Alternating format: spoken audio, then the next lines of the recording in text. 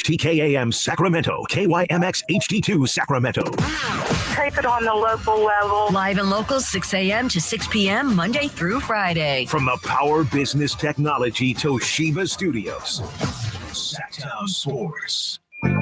Feeding your passion for local sports in the afternoon. It's the Drive Guys with Kevin Gleason and Kyle Draper on your radio at 1140 a.m. Streaming audio at SactownSports.com and the Sactown Sports app. You can also watch the show on YouTube at Sactown Sports 1140. Here are the Drive Guys with Kevin Gleason and Kyle Draper. Have a holly jolly Christmas, put the angel on the tree. Just like San Francisco is atop the NFC. Hey, what a great time of year, huh, Kyle Draper? Coming to you from the Golden One Center. I know you were at the 49er game yesterday. Drive Guys getting underway here. We got Kings and the Nets tonight.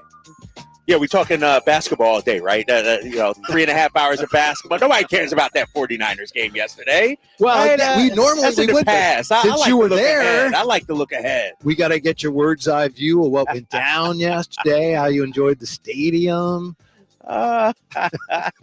Do we have to? I'll tell you what. And coming up, I'm going to have a heart-to-heart conversation with Niners fans. All right. Because this has gone too far, Niners fans. This has gone too far, and I'll tell you why in a minute. But no, it was a good weekend, man. Took my kids down there. My son had one of his friends with us, and so we got to experience Levi's, walk in and hear all the tailgating and everything. It was rough, though. It was rough for me. I'll be honest. Just being around that much red, it just like I. So you didn't wear your Brock Purdy jersey? And I thought about it, but I couldn't unwedge it from under the couch. It's still stuck under the couch. But I thought about wearing some Eagles gear down there. But I had the kids with me, so I didn't. Yeah, I didn't want to start anything. People drop. Yeah, exactly. You got the kids with you, and so I tried to keep it PG down there. Plus, the other thing is now, if you wear an Eagles jersey somewhere, people come up like, "Oh, are you okay? Can we get you something?" Because the team's struggling. Is that what's happening now? Yeah. Okay, are you all right? Did you need to sit down? Can we get you something to drink? You need something to eat? What's the Niners record again? The 49ers are on top of the NFC right now. Record? With the tiebreakers, they are the number one seed in the NFC. 10-3 is 10-3, baby. Talk to me at the end of the season. That's how I feel. Three-way tie now, technically, the 49ers tiebreakers. But how about that? Yeah, and somebody tweeted at me, man, it just had to be a horrible day for you, Drapes, huh? The Niners win, and then your Eagles get blasted by the Cowboys. But if you remember, I went into the weekend saying, I'm worried about Philly. Like, if any unbiased, objective fan would say, you know what? The Eagles are not playing well right now. They're in some trouble right now. I could see it. You could see it. People at home can see it. NFL fans can see it. Heck, the Eagles can see it themselves. Nick Sirianni talking about, how the team has gone through the gauntlet, been through a lot of, blank as of late, and they're not playing well. And so it was a bad day to be an Eagles fan yesterday. Not only did you lose, you lost to the Cowboys, who you hate, and the Niners win. Mm-hmm. So now they have the tiebreaker. They're in first place now. Well, I have to give you credit. You had pointed out weeks ago that, hey, the schedule was getting really tough for the Eagles, but they're pretty much through that now. So we got a three-way tie, and the Eagles' remaining schedule, they're at Seattle. They play the New York Giants. They play Arizona, and then they're at the New York Giants. So that's got to make you feel a little better about things. Yes, it does. And what upsets me is these last 2 weeks, sort of have characterized the entire season for Philadelphia. You win those last 4 games, you're 14-3. At the beginning of the year, if you ask any team if they would take 14-3, people would love it. But because the Eagles got thumped the last couple of weeks, even if you win those 4 games, right, you got to prove it in the playoffs. It's all right, 14-3, that's nice, but can you go on the road, maybe to Dallas? Can you go on the road, maybe to San Francisco? That's when you're going to be judged. And so get through the rest of the regular season, Philly, and then regroup and come back strong in the playoffs. Now, you could win your last 4 and still end up a wild card if Dallas won their last 4. Yeah. But are they going to do that? Dallas is at Buffalo, at Miami, then they got Detroit, then they're at Washington. So if the 49ers, the 49ers take care of business, they got the inside track to the number 1 seed at Arizona. They got the Ravens. They're at Washington. Then they got the Rams. So obviously that one Ravens game stands out there. But the 49ers right now back with the inside track on the number 1 seed. And yesterday, the Seahawks threw a few scares at them. Yeah. But the 49ers just exploding with big plays yesterday when they needed them. It sort of reminded me of the Philly game last week. You struggle a little bit early, although first play from scrimmage, you get the long run by CMC. But when you look at, the Seahawks, they were up in that game. They were up 10-7. Yeah. At one point. They were feeling good about themselves, and then bam, the Niners turned it on, and it was, final score 28-16. In the second half, I never really felt concerned for the Niners. I always felt, even just watching them, the eye test, they were clearly the better They had team. that game on their hip the whole way. Yeah, the whole way. Putting it away. Yeah, putting it all away. Putting it away. And I don't think fans were nervous or scared or anything like that, or worried about their team. And the Niners are playing the best ball out of anybody right now in the NFL. And so at this moment, Niners fans, go ahead. You rejoice. Clap your hands. Come at me in my mentions. Your team is the best team right now in the NFL. Oh, how bad has it gotten? I bet you a few people go, hey, Kyle, our team's better than yours, right? Is that what it is? Do I need to pull it up? Good luck. I'll tell you. Good luck to your team, but we like our team better. Stuff like that. That's not that bad. Yeah, exactly. We'll see it. We'll get you next time or something. No, but a lot of times I'll mute people or something like that. I've had to block some guys out there. Like, check out this guy. This just came in 43 minutes ago. It's the gift that keeps on giving. Because I said, I ain't scared. I posted a video outside Levi's. I'm like, let's go. I'm going up into enemy territory. I want to see for myself what Brock Purdy looks like. I want to see Debo back it up in person. And so somebody said, why would you be scared anyway? We're not a bunch of ghetto blank bandwagon incels who get off by yelling, cussing, and throwing things at other fans. We have class. Maybe that's just what you're used to in that blank hole you call Philly. So, yeah. Did you retweet that? Nah, not that one. I did retweet one. Did you see that one I retweeted? I'll be honest. I've kind of steered clear of that whole thing a little bit. Yeah, that's a smart move. I did retweet and reply to one guy, but then I decided to mute him. Let's see what he said. Oh, you ain't even repping your sorry blank team. LMAO blank name call right there. It's just, and so I'm going to have an intimate conversation with Niners fans. Sure. And if you want to do that, you could hit me up too. You could call us up, 916-339-1140. Let's talk about what happened yesterday. But I'll keep going to what I said back in October. I said it in November. It's December. The Super Bowl hasn't been decided yet, Whitey. Ultimately, There's one team that's going to have bragging rights all off season.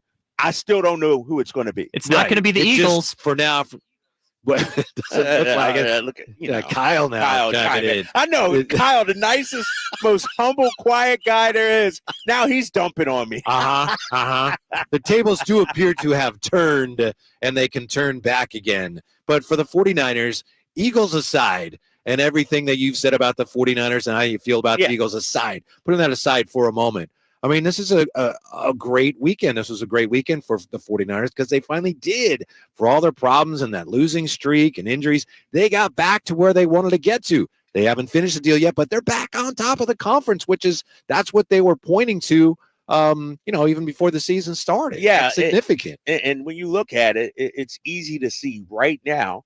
They're the best football team. Best they look team in like football. it. Sure. They look like it. Yeah.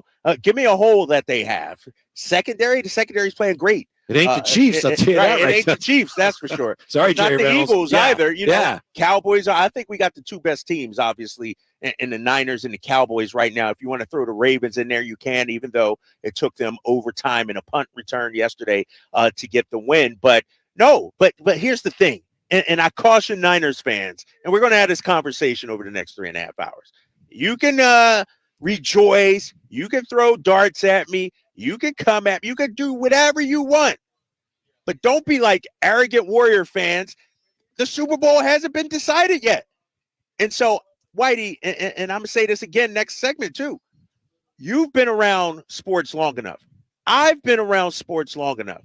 I've covered enough sports to know what happens in September, October, November, December doesn't necessarily guarantee what's going to happen in January or February. So I'm not going to talk no more trash. Okay. I'm going to wait till it's all done. Yeah, that's what I'm saying. We do know historically, okay, September, October is one thing. You get November, things that happen in November, and then in December, they tend to be a little more significant.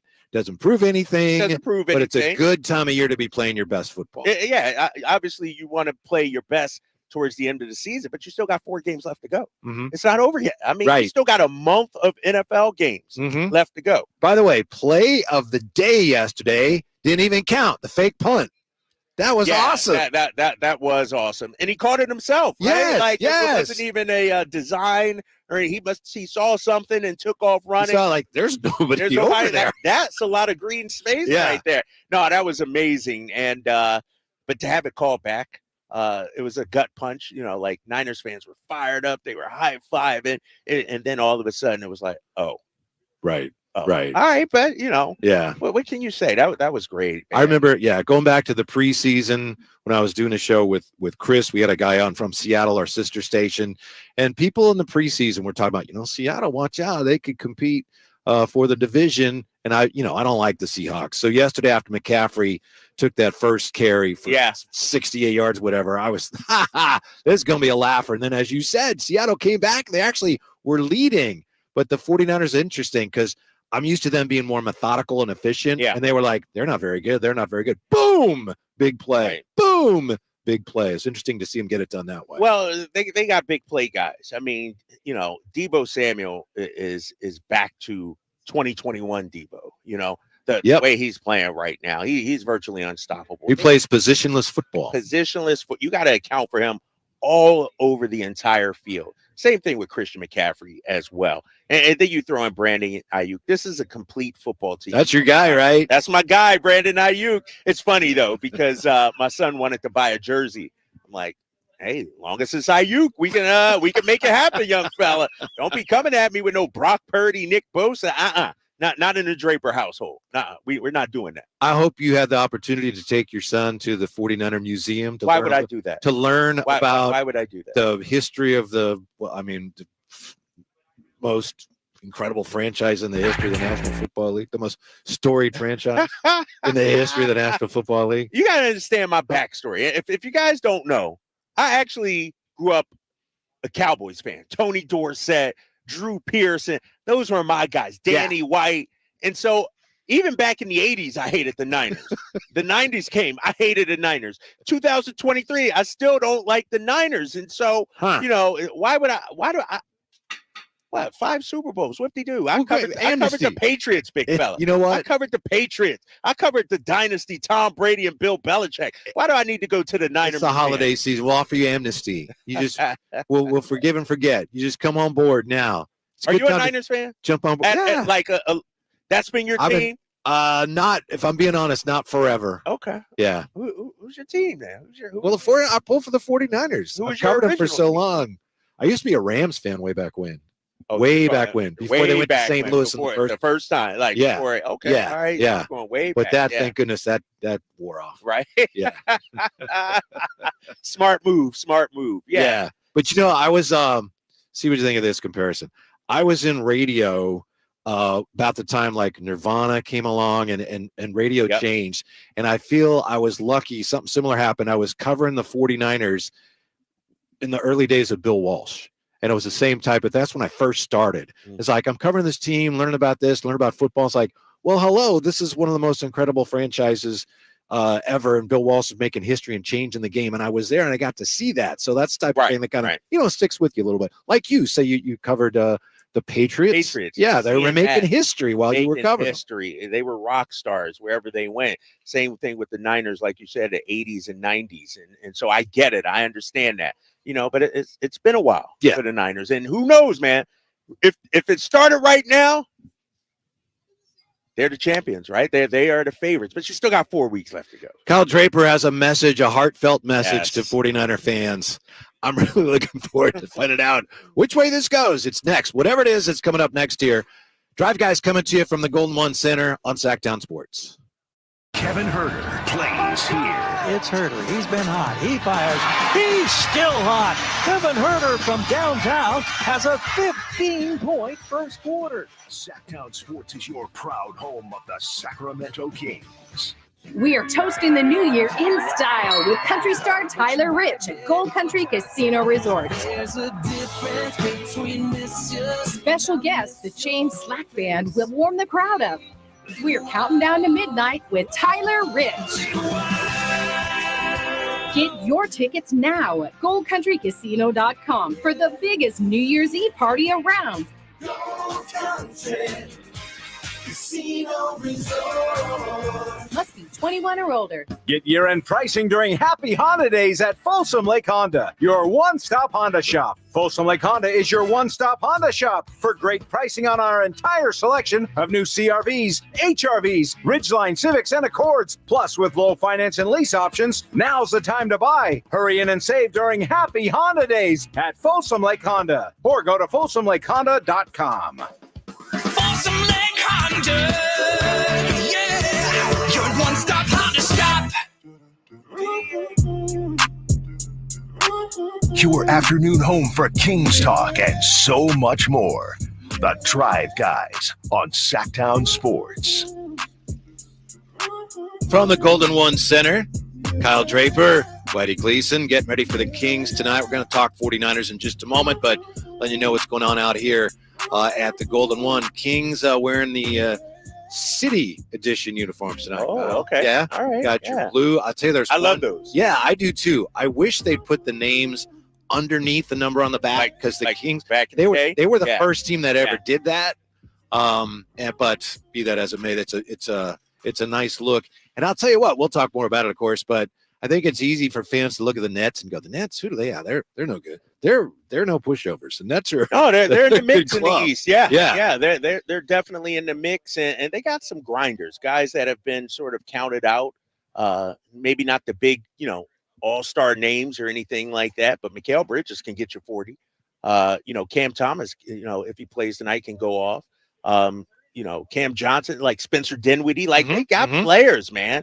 And so this is one of those games too, when you have the Clippers tomorrow night, trap game. This has trap game written all over it. And so if I'm Sacramento, if I'm the Kings, the blueprint is come out, get up on these guys early, and hopefully Fox and Sabonis and those guys can rest, because you got a big one tomorrow night against the Clippers. Also, there's been some buzz in the media about the Kings being a potential suitor. Maybe talking to the Raptors. It's a little iffy there. Pardon me for being so careful with my words, but we'll talk more about that. Are the Kings really in the mix? What does it mean that they are believed to be in the mix for a player like Pascal Siakam? We'll get to all that and more. But right now, Kyle Draper has a heartfelt message for 49er fans, and I just hope that the healing can start now. And I'm with you, Whitey, and thank you, because this last 24 hours, I tell you, Niners fans, we've been through a lot this season. From that 5-0 start, I didn't believe in you guys, to me doubting Brock Purdy, to me hyping up my Philadelphia Eagles, who had the best record in the entire NFL going into this week.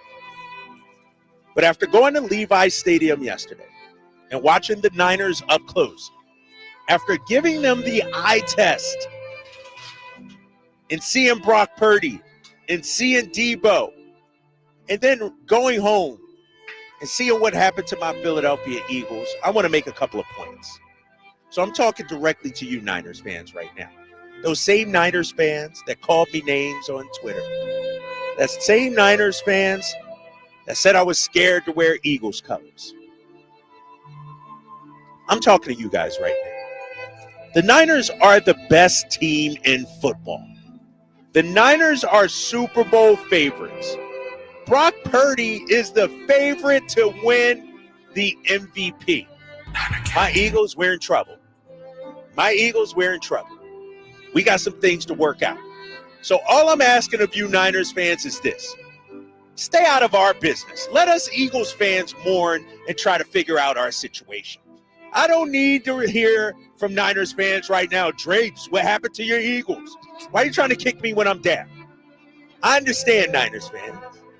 It's been 40 years or whatever it's been since you won a championship. I understand. You're a little emotional. I see it in the social media comments. You're emotional about this. But remember, it's only football. It's just a sport. So no need to kick me when I'm down. We'll see you in the NFC playoffs. We'll see which team makes the Super Bowl. I'll say this. Mad respect for Deebo Samuel. One of the best receivers out there. Virtually unstoppable. Brock Purdy, having a good season. Great season. MVP candidate. But I will say this about Brock. He looked shaky to start the game. Here we go. He looked shaky yesterday to start the game.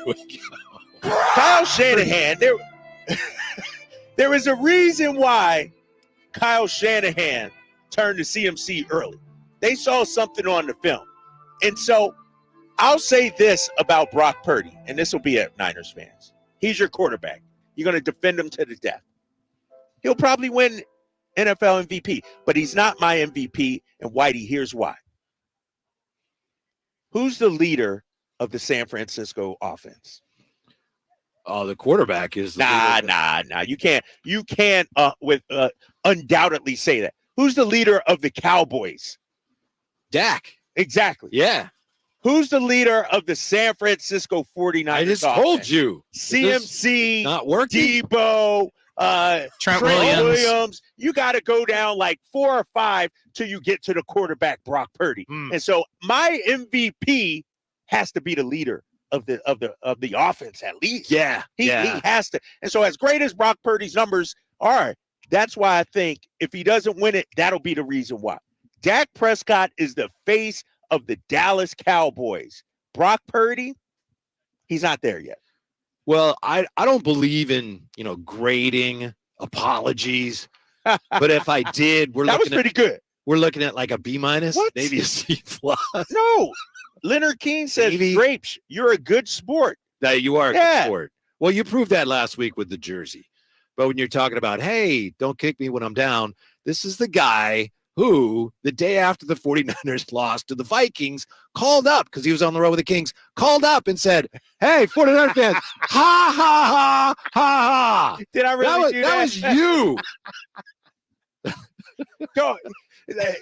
Whitey, that was you. Don't you understand what I'm trying to do here? I'm really trying to extend the olive branch to Niners. I'm trying to take the high road on all that. I'm trying to let bygones be bygones. What Michelle Obama say? When they go low, you go high. But I'm trying to go high, and you're bringing me back into the mud. Because you're trying to have it both ways a little bit. That's all. That's all. That's all. I'm just telling you what I saw. The eye test. Remember, I went there for one sole purpose, and that's to see that Niners squad up close and personal. Brock Purdy looked shaky in that first quarter. That's all I know. How many yards did he throw for? No, it's a question. You can't Monday morning quarterback this. What did he throw for? Like 3-something. 3-something? Yeah, let me pull it up. 368. 368. But guys were second half. Guys were running free out there. Yeah, but 368. They were running free out there. It wasn't like the one throw to Debo in the second quarter. That was on point. That was on target. That was a great throw. I give him credit for that. But like I said, come on, man. Like the eye test shows me Brock Purdy's a good quarterback. But man. Let me just say this. That's great. Throw Jalen Hurts in that offense. See what happens. He couldn't make. Throw Dak Prescott in that offense. Jalen Hurts be battling Sam Darnold for the backup job. I don't know how that would go. But it's nice that you say, hey, I saw the 49ers. They're the best team in the league, and Purdy's MVP candidate. I said all that. I think, that's great. But if I'm on behalf of 49er fans, I would just say, we don't need an Eagle fan who used to be a Cowboy fan to tell us that, because we already knew that. But it's great that you recognize that, yes. I'm going to let Niners fans have their day, because you have to understand. I get it. You guys haven't won in almost 30 years. I get it.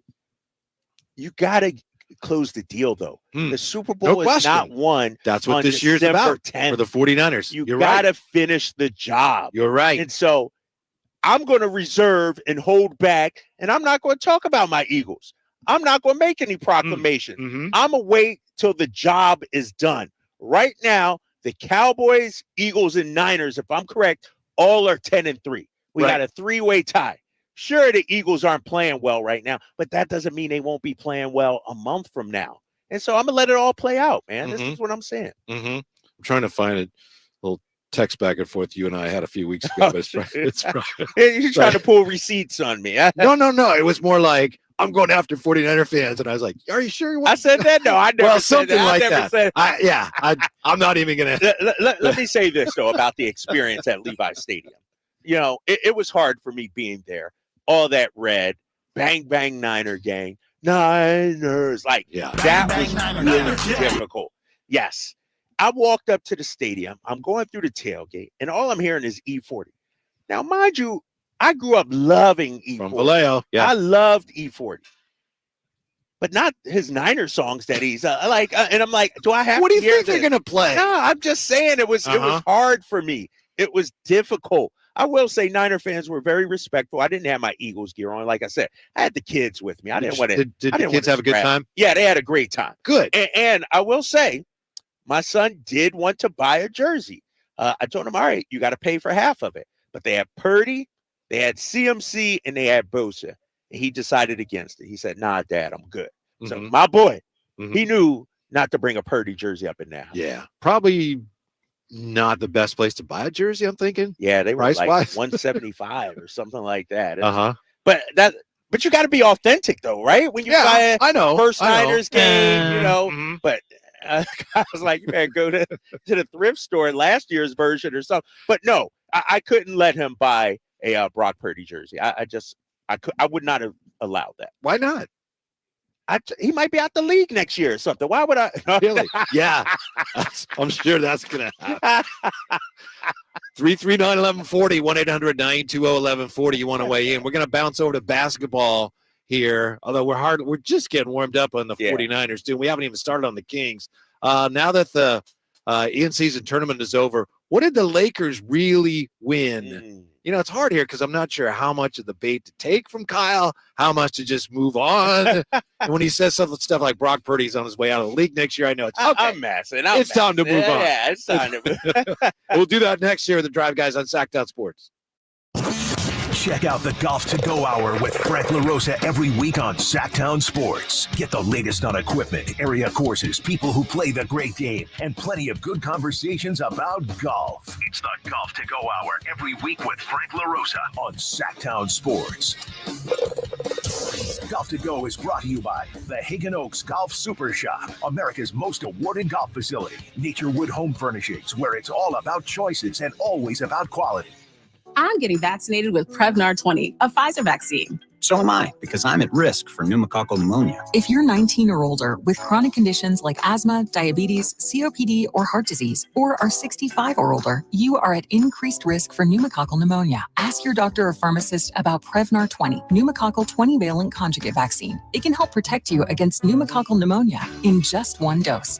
Even if you've already been vaccinated with other pneumonia vaccines, Prevnar 20 may help provide added protection. Prevnar 20 is approved for adults to help prevent infections from 20 strains of the bacteria that cause pneumococcal pneumonia. Continued approval may depend on a supportive study. Don't get Prevnar 20 if you've had a severe allergic reaction to the vaccine or its ingredients. Adults with weakened immune systems may have a lower response to the vaccine. Side effects include pain and swelling at the injection site, fatigue, headache, muscle, and joint pain. For full prescribing information, please call 1-855-213-2138 or visit Prevnar20.com. Kevin Lewis of National Garage Door. Whether you need to repair a broken spring, install a new opener, or buy a quality Rainer door, National Garage Door is here for you. Call us today to see how we can transform your house with a new garage door. 638-4554 National Garage Door. At Jim Boy's Tacos, you get a ho lot of flavor for under $10. Our classic #2 combo meal spreads cheer with a farm-dusted ground beef taco, scratch-made bean and cheese burrito, and a soft drink. So jingle on down to Jim Boy's or order online at participating locations. Woo-hoo-hoo! It's Credit Christmas at Prestigio Jewelers. Get the gifts you want this year. Prestigio guarantees your credit up to $10,000. It's easy. Have a valid ID, proof of income, and be 18 or older. Prestigio has competitive pricing on all jewelry such as gold chains,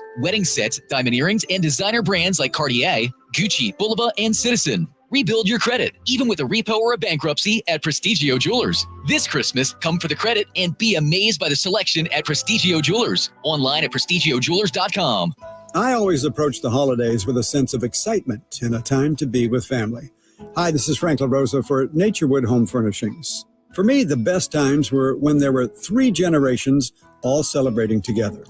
Today, we're the grandparents, and the holiday spotlight shines on my grandson. And I hope he'll remember holidays the way his papa does. Right now, Naturewood Home Furnishings will help you create your own kind of holiday memories during their holiday home sale. Unique gifts found only at Naturewood, like hall trees, curios, chairside tables, and more, are available at savings of 20% off. During Naturewood's holiday home sale, you'll find savings all around the store for every room in your home. Find your perfect bit of Christmas for your home at Naturewood Home Furnishings Holiday Home Sale, going on right now. The memories you make with your family will live with you forever. Naturewood Home Furnishings off Highway 50 at Hazel. Look for the water wheel.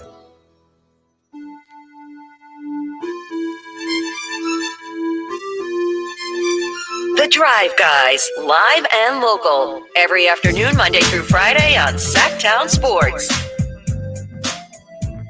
Hello to Linda Ashley, listening to us today from Tahiti on Twitter. Linda says, what'd she say, Kyle? This is the first radio she's been able to listen to in 2 weeks. Yeah. So shout out to her, man. How about that? Oh, we're worldwide, big, huh? We're big in Tahiti. Yeah, right. Japan too, right? I'm sure you spread the word over there when you win. That's right. Absolutely. The whole Pacific Rim. A lot of Drive Guys fans. And, of course, a lot of Kyle Draper fans, of course. And one of them is calling us now. 339-1140, 1-800-920-1140. JR joins us on Sactown Sports. What's up, JR? Hey, Drive Guys. Drape. What's up, man? I like that. It was almost like a Hallmark Channel. I felt like I was watching A Christmas Story there with your little plea. That was a good apology, right? You like that? I respect you, and you went to the game. But here's the thing. Pulling out Whitey, did you just drop that you were a Rams fan originally? Do not think you could that was just a long throw time that ago. past. Dude, Phantom is rolling over in his bathtub right now. You are from Vallejo, the toughest freaking town, the Seaboard.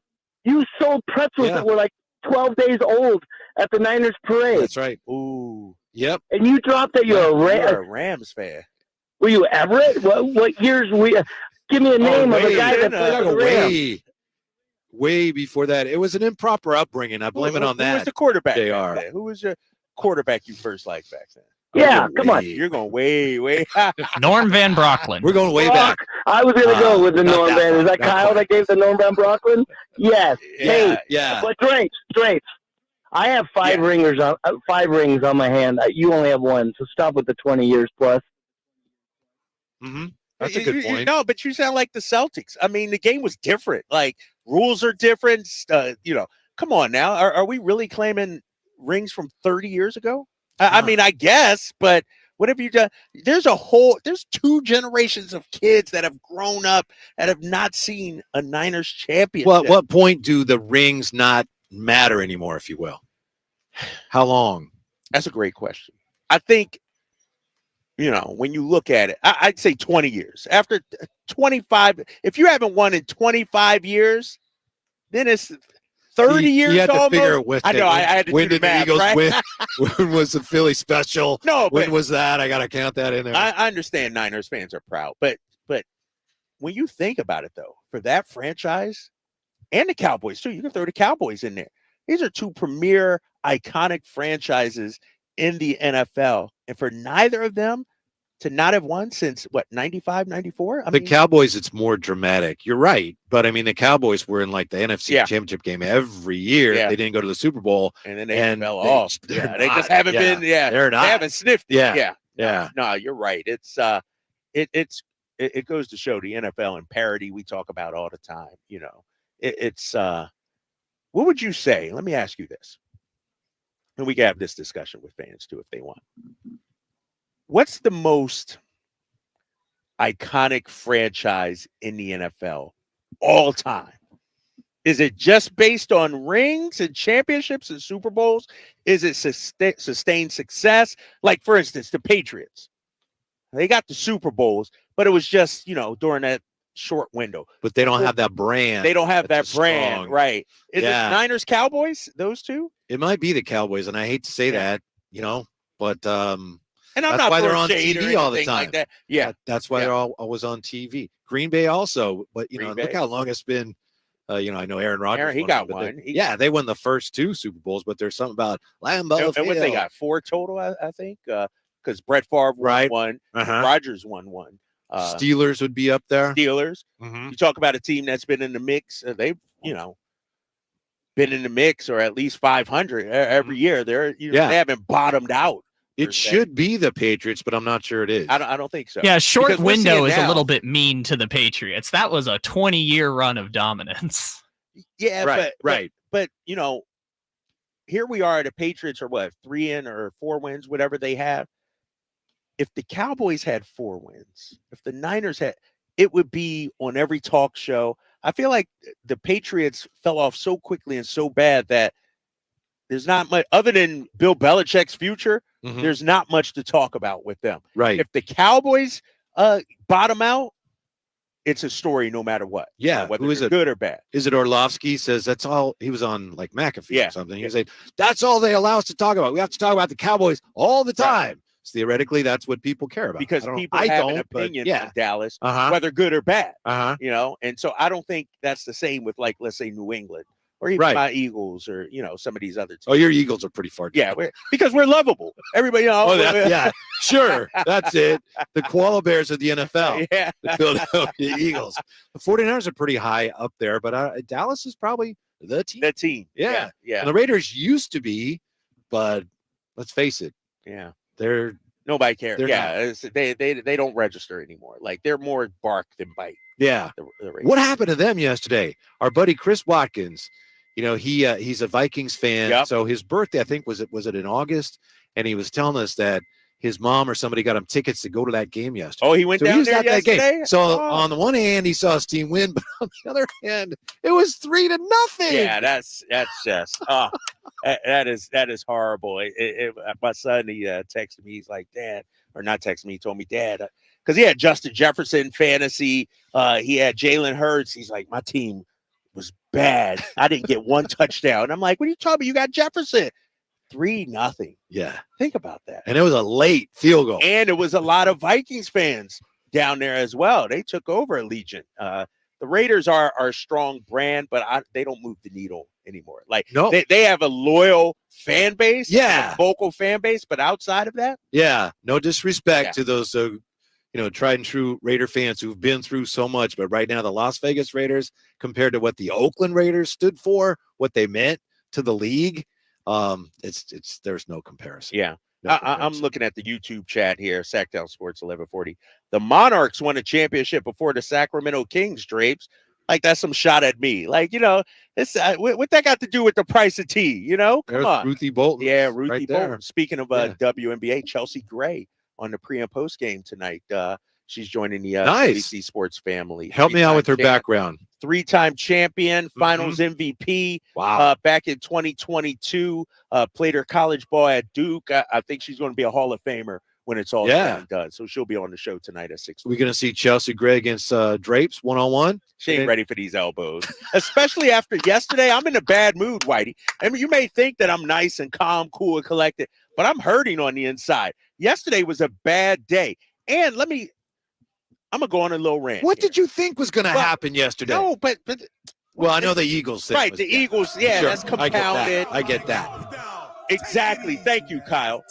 This is why I don't go to football games. Too many people. Every line was long. Mm-hmm. It took forever to get a hot dog. Yeah.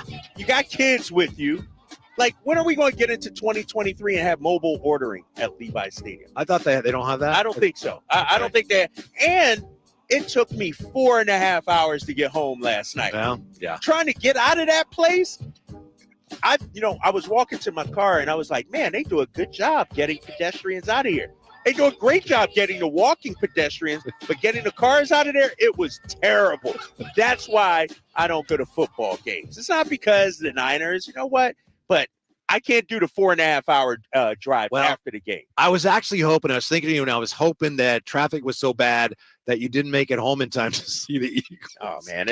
Maybe you won't have to I watch was following all on my phone and, I was watching through the NBC app and, when Dallas got up, I forget what the score was, 24-6 or something. Yeah, like, yeah. It's a wrap. I think it was 24-3 at one point. Yeah, and we got the touchdown, the defensive touchdown. I'm like, yeah, it's just it's disappointing right now to be an Eagles fan. I'll call it like I see it. It's disappointing. Well, they're not stopping anybody. That's the thing. If you're going to be a good team, a really good team that can compete for a title, you got to make the other team feel you defensively. And the last few weeks, they just haven't been doing that. Now I'm wondering about Dallas. Are they legit? Easy to dismiss Dallas after the 49ers dismantled them, but I don't know about the Cowboys now. I think they're legit. I hope not, but they may be. I don't know if they could go into Levi's and get the win, obviously. But if they get home field, they're playing extremely, and they got the pieces too, man. They have the pieces, and I've always liked Dak. He probably will be the MVP. I don't mind that because MVP. I don't care. I don't think in football it matters as much as other sports because it's basically it's almost like the Cy Young Award. It's like the best quarterback award. If he gets it, fine. If Purdy gets it, fine. I agree with something you said earlier. I think with the 49ers, you got Purdy, McCaffrey, Debo, Ayuk. None of them's going to get it. Kittle. They cancel each other out. Right. Yeah. Right. So, yeah, exactly. And you look at CMC, there's a segment, including me, who thinks he's the most valuable on the team. And so, what's up, Isaiah? Our guy Isaiah just came and said, what's up? I think CMC will get some votes that'll take away from. There's a segment, like I said, who thinks CMC is the reason why they're playing so well and they're so great. And that'll take away votes from Brock Purdy. And so, like, when you look at the Cowboys, like you said, there's nobody other than Dak that we're talking about in that conversation. But the Niners, we're talking about a couple of guys. Yeah. I don't think it'll happen, but if, the 49ers this year, this is a huge year. It's like, this is the best team. This is the year they gotta break through and actually win it. If somehow, some way they were to beat the Eagles and then they ended up losing to Dallas, again, I'm sorry for even bringing this up. Some 49er fans probably wouldn't be able to talk for like a month. That would be so now you got something to root for. But here's the thing. If you're a Niners fan, this is setting up a dream scenario. Yeah. Possibly having to go and beat the Cowboys and the Eagles. Like, if you get through that and win the Super Bowl, those fan bases can't say anything to you. You won the Super Bowl. That will be a difficult stretch to get through, too. And so it's setting up for the Niners pretty nice. I got a question for you about Levi's Stadium. We'll get to that. Also, has the face of the league gone too far? Does the NFL need to crack down on the face of the NFL after his outburst yesterday? That's next year with the Drive Guys from the Golden One Center on Sactown Sports. What's the latest with the San Francisco 49ers? Carmichael, Dave, and Jason Ross keep you up to date on all things red and gold during the Niners at 9 every weekday at 9 a.m. on Sactown Sports at SactownSports.com. This holiday season, visit Boot Barn for top quality gifts that pay tribute to the lasting heritage of the West. From handcrafted cowboy boots and American-made felt hats to hand-stitched leather jackets, our in-store experts will help guide you as you shop, assisting with boot fitting and providing complimentary hat shaping. This holiday, share a piece of the American spirit. Boot Barn. Unwrap the West. At Ashton & Price, we get injury victims to yes. Experience, yes. Ashton & Price has been around for over 25 years. No more insurance companies? Yes. Our clients focus on getting better, and we handle all the rest. Results? Yes. We've collected over $100 million for injury victims. No fee until we win? Yes. Our clients pay nothing until we win. Ashton & Price, the best at getting to yes. Remember, for the best advice, don't think twice. Call Ashton & Price. Who has the largest selection of golf merchandise in Northern California? The Hagen Oaks Golf Super Shop. It's the go-to store for golf bags, apparel, equipment, lessons, club fittings, novelty items, and more. With their low price guarantee, complimentary gift boxes, and gift cards for your golfer, it's the Hagen Oaks Golf Super Shop. Add convenient online shopping and effortless after-Christmas return policy, and you'll see why the Hagen Oaks Golf Super Shop is the #1 choice for golfers everywhere. Fulton Avenue at the Cap City Freeway or online at hagenoaks.com.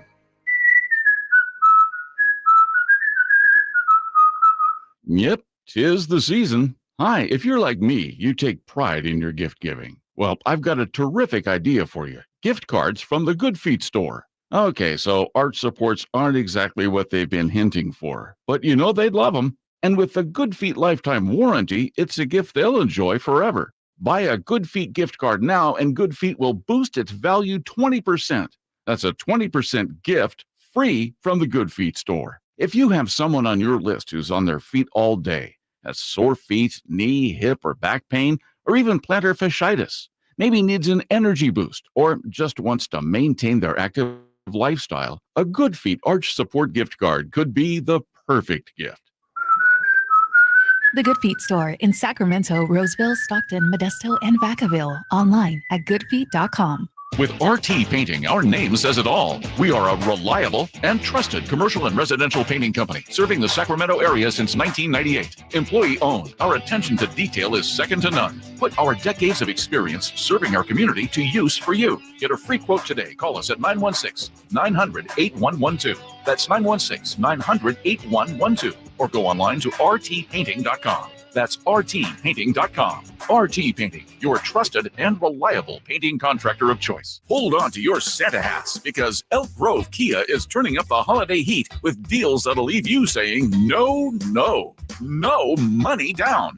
This Christmas, keep your wallet at home because Elk Grove Kia is making your dreams come true with zero down payment. That's right, absolutely nothing out of your pocket to drive home in a brand new Kia today. Or if you're ready to slay the season in style, picture this: the award-winning 2024 Kia Telluride S all-wheel drive, the hottest sled in town, for just $439 per month plus tax. You heard it right, only $439. So whether it's the sleek 2024 Kia Telluride or the no money down offer, Elk Grove Kia says zero hassles and zero worries.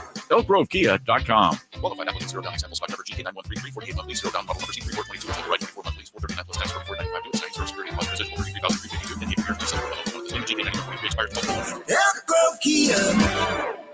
Guys, your testosterone level impacts your energy, drive, weight, hair loss, and even ED. Revive Men's Health Sacramento will check your T level for free. For your free T level check, exam, and consultation, call 916-277-8599 or visit revivemenshealth.com. Hey, it's Carmichael Dave letting you know Capital Casino, Sacramento's #1 poker room and primetime football location is back. Cap Casino giving away $500 per game in high hand bonuses for every Sunday, Monday, and Thursday night primetime game, offering the best food, best service, and the best action with the most variety of games in the region and conveniently located in downtown Sacramento.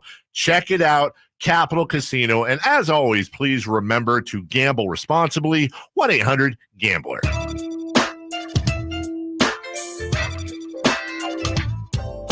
Your afternoon home for Kings Talk and so much more. The Drive Guys on Sactown Sports.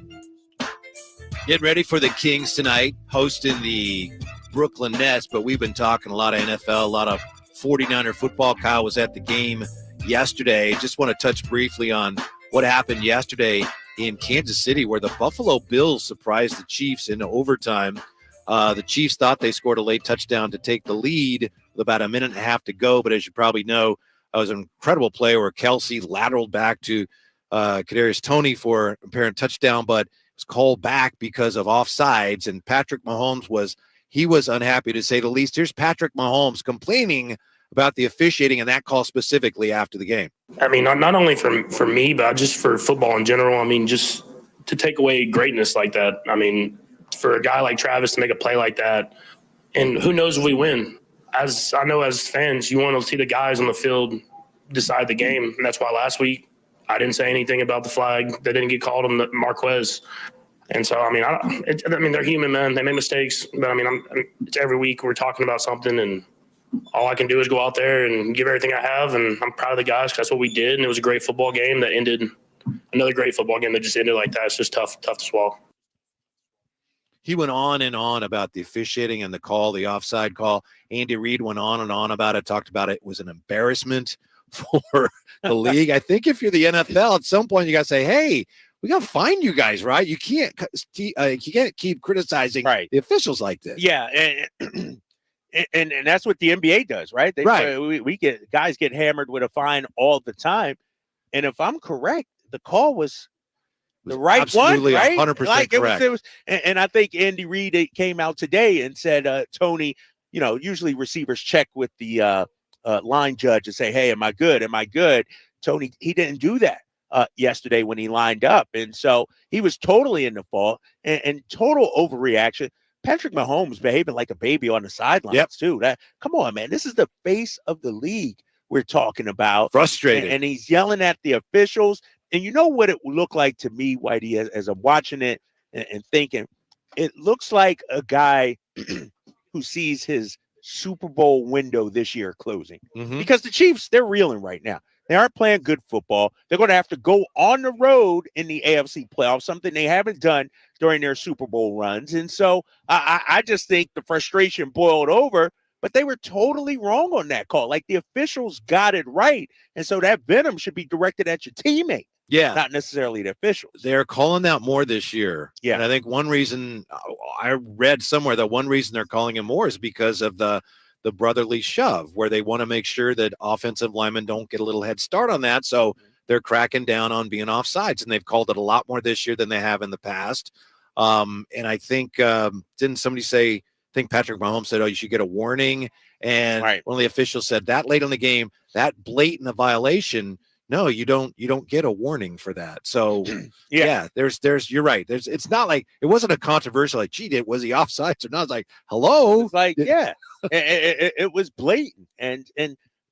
And the official doesn't know, Kyle, excuse me, but the official doesn't know what's going to happen. So Mahomes says, whoa, that was a great play. And you play wiped we'll it out. be talking about forever. Yeah, exactly. His official's supposed to say, never mind, great play, so no penalty.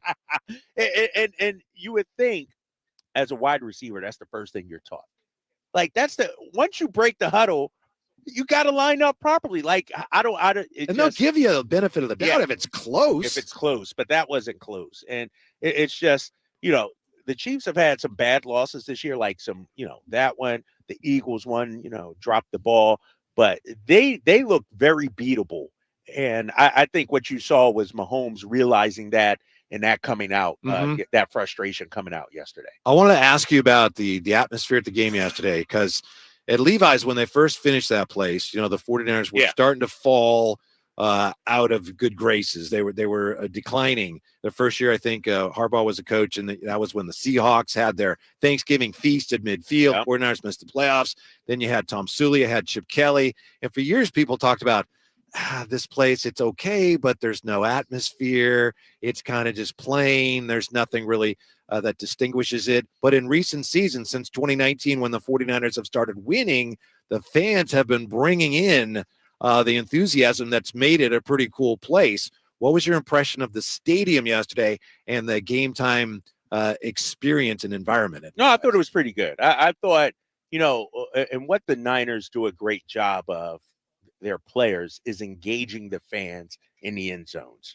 Every kickoff, they're running down, they're right up in the end zone there, punts, everything. I thought it was great. The atmosphere was good. I've been in some louder stadiums. I've been in Lambeau before. That place, it's tremendous. I've been in Minnesota for Vikings games before. That place gets super loud. It's a pretty cool facility, isn't it? Yeah, it is. It is. Yeah, exactly. But I thought it was good. I thought it was solid. One thing I didn't like, they had Rob Bass as the halftime performance, and the stage is like in the corner of like, it's not at midfield or somewhere where you could really see. And I thought the sound system wasn't that good, but it was okay. It was okay. And then somebody in the chat said, Drapes, they do have mobile ordering. Maybe not in my seats. I was in the nosebleeds. Yes, I was I was like literally the last row in the stadium. Okay. I got to hook up. Somebody gave me some tickets for free, so you can't beg or, complain about that. But I texted my guys like, dude, if I would have known it was the last row in the building, like literally, I told my son, he'll get a kick out of this. Hopefully I don't sound bougie by saying this. I said, you know how you could tell you're high up? When you have to look down to see the game clock and the timeouts and the score and everything. Like I was way up there. We had to look way down because I'm, you know how it is. Why did you still, all right, let me look up and find the clock and everything. Yeah. We had to look way down, man. It was, but we had a great time. It was. And you got it for free, I hope. I got it for free. Exactly. Okay. Yeah. Exactly. Because, you do work for the home of the 49ers. I mean, you got already connections here working at Sactown Sports. Oh, really? We got tickets too? All right. I don't know. I'm not saying. I'm just saying. First I'm hearing of it. It would be like that dude right there. He's not allowed back. That's true. Yeah. If there's a list, you're either not on it or you're at the very, very bottom. But hey, That's all but right. it was great. Yeah, it was great weather. Fortunately, we were in the sun section, so when the sun was setting, it was we still got sunlight, and so no, it was a fantastic day. Other than the outcome, it was a fantastic. Were there many Seahawk fans there? There were some Seahawks fans there wearing their jerseys proudly, and people are like, Drapes, how come you didn't wear your jersey, your Eagles? Well, first of all, the wound is too fresh. This was just last week. And the fan, they came to blows on the field. And so I had people are clowning me. Why do you have an AFC sweatshirt on? It wasn't AFC like American football. It was Arsenal Football Club. Oh, okay. So people confuse that with AFC. Yeah. So let me just set that record straight.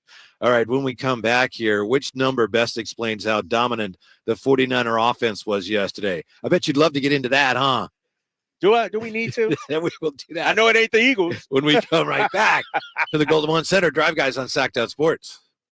Last season, the Sacramento Kings gave us a little bit of everything. A Pacific Division title, GM of the Year, Coach of the Year, Clutch Player of the Year, All-Stars and All-NBA performers. Plus, we got to light the beam. Here's a steal by Fox, a breakaway. He's got the rip with the left hand. What does this season have in store? Find out. Each and every Sacramento Kings game can be heard right here on your proud home of the Beam Team, Sactown Sports and SactownSports.com. Every 40 seconds, a child is reported missing. That's 2,000 children every single day. It's a heart-wrenching reality that we can no longer ignore. Find the Children is a non-profit organization dedicated to helping find missing kids. You can be a part of their mission by donating your unwanted vehicle, running or not. Call 1-800-775-5622. We guarantee that you will receive the maximum tax deduction. We provide fast, free pickup with 24-hour response. Call 1-800-775-5622. Find the Children provides crucial resources to help find missing children and educational materials to teach kids how to recognize and avoid predators. Our recovery programs have a proven track record of reuniting kids with their families. It's time to act. Donate your unwanted or unused car. Help us build a world where every child is safe. Pick up the phone and call 1-800-775-5622. Together, we can bring these kids home safely. This advertisement was paid for by Cars R Us and Find the Children. At aimyourdigital.com, we'll help you target the right audience, build your leads, and crush your quota. Take your business to the next level. Our digital marketing strategies help grow awareness of your product or service, all while building trust in your business. Our approach involves leveraging multiple tools and strategies to deliver exceptional results that are customized to your unique business needs. Don't wait to run out of sales leads. Keep your business growing. Get started with aimyourdigital.com today. Get year-end pricing during Happy Honda Days at Folsom Lake Honda, your one-stop Honda shop. Folsom Lake Honda is your one-stop Honda shop for great pricing on our entire selection of new CRVs, HRVs, Ridgeline Civics, and Accords. Plus, with low finance and lease options, now's the time to buy. Hurry in and save during Happy Honda Days at Folsom Lake Honda, or go to folsomlakehonda.com. Folsom Lake Honda, yeah, your one-stop Honda shop. Golf to Go is brought to you by the Hagen Oaks Golf Super Shop. Here's Frank LaRosa. A couple of weeks ago, I had the honor to enjoy a conversation with PGA Tour player and U.S. Open winner Jim Furyk, who's also the first to shoot 58 in the PGA Tour event. We talked about junior golf, his experiences on tour, and plans for the future. He also revealed his commitment to a new golf shoe manufactured by Box Toe Golf. I took notice because when a person makes his living playing golf, he looks for advantages in preparation, equipment, and certainly his shoes, which are the only contact with the ground. Box Toe is a premium brand specializing in handcrafted leather golf shoes designed for players who demand quality, style, and performance. With full-grain leather upper and soft leather linings, the shoes offer unmatched comfort. They're a perfect blend of classic style and modern design. If Box Toe Legacy golf shoes and belts are good enough for Jim Furyk, they're good enough for me. Learn more at boxtoegolf.com. That's your golf to go. I'm Frank LaRosa. KHTKAM Sacramento, KYMX HD2 Sacramento. From the Power Business Technology Toshiba Studios, your flagship station for the Beam Team. Should we light the beam? Light the beam, baby. Sactown Sports. Bang, bang, Niner gang. Live and local, it's the Drive Guys. Watch the show on youtube.com/Sactown Sports 1140. Or listen on the Sactown Sports app. Bang Bang Niner Gang. This is by request from a Kyle Draper. Wanted to hear this song again, right? I'm fine with it. The trash talk has ceased. I'll talk to you after the playoffs. Okay. I'm not going to poke the bear anymore. I'll let the play on the field do the talking. Talk to you in January and February. We're coming to you from the Golden One Center where the Kings are taking on the Nets tonight. We've got more on just how impressive the 49er offense was yesterday. But before we get to that, it was a crazy weekend, and Kyle just came across, sports-wise, and Kyle just came across interesting footnote on Shohei Ohtani's deal. Remember, we were talking Friday, by the way. Yeah. I'm a little surprised so many Giants fans are like, oh, we didn't get Ohtani. The Giants were not going to get Ohtani, and he was going to the Dodgers all said along. That, right, we said that on Friday. I mean, the Dodgers were really the only team that made sense from a financial standpoint, from a history standpoint. It's where he wanted to go all along. And this is the kind of move that the Dodgers make. It's sort of like I said before. It's like the Lakers always getting the big man, LeBron, getting Shaq. The Dodgers always get their guy. And so, no, this hurts, man. He signed that big deal, $700 million. We're getting some details here, Whitey, about that deal. Jeff Passan saying Shohei's $700 million contract calls for him to be paid only $2 million a year for the next 10 seasons, with $680 million deferred until the end of the deal, sources telling ESPN. And Spot Rack, a great site for salaries, and contracts. Shohei will earn $20 million from 2024 to 2033. Then we'll earn $680 million from 2034 to 2040. Wow. Unbelievable. The only reason I'd question that, not the validity of it, but just the wisdom of it. We were just in Japan. The dollar's doing really well there. Is it really? It's a good time good now time to spend your U.S. money in Yeah. Japan. But I'm sure he's. That's a lot to be deferred. Like, think about it. Like, that's insane. You're deferring $68 million per year. Think about that. That's as crazy as that contract is. $700 million. To me, he earned it. It still makes more sense to me than Jackson Hayes getting $500,000 for going, good shot, LeBron. Right? Ouch, that's messed up. Where's Jackson Hayes at when No, I hear you, but does it make that much sense in that market with that team? For instance, the Dodgers, you're the Dodgers. Now, if you go to, I don't know, Milwaukee or a smaller market, then that raises the entire value of the franchise. Like, I don't know, can the Dodgers get their return on that? I don't. That's I'm not.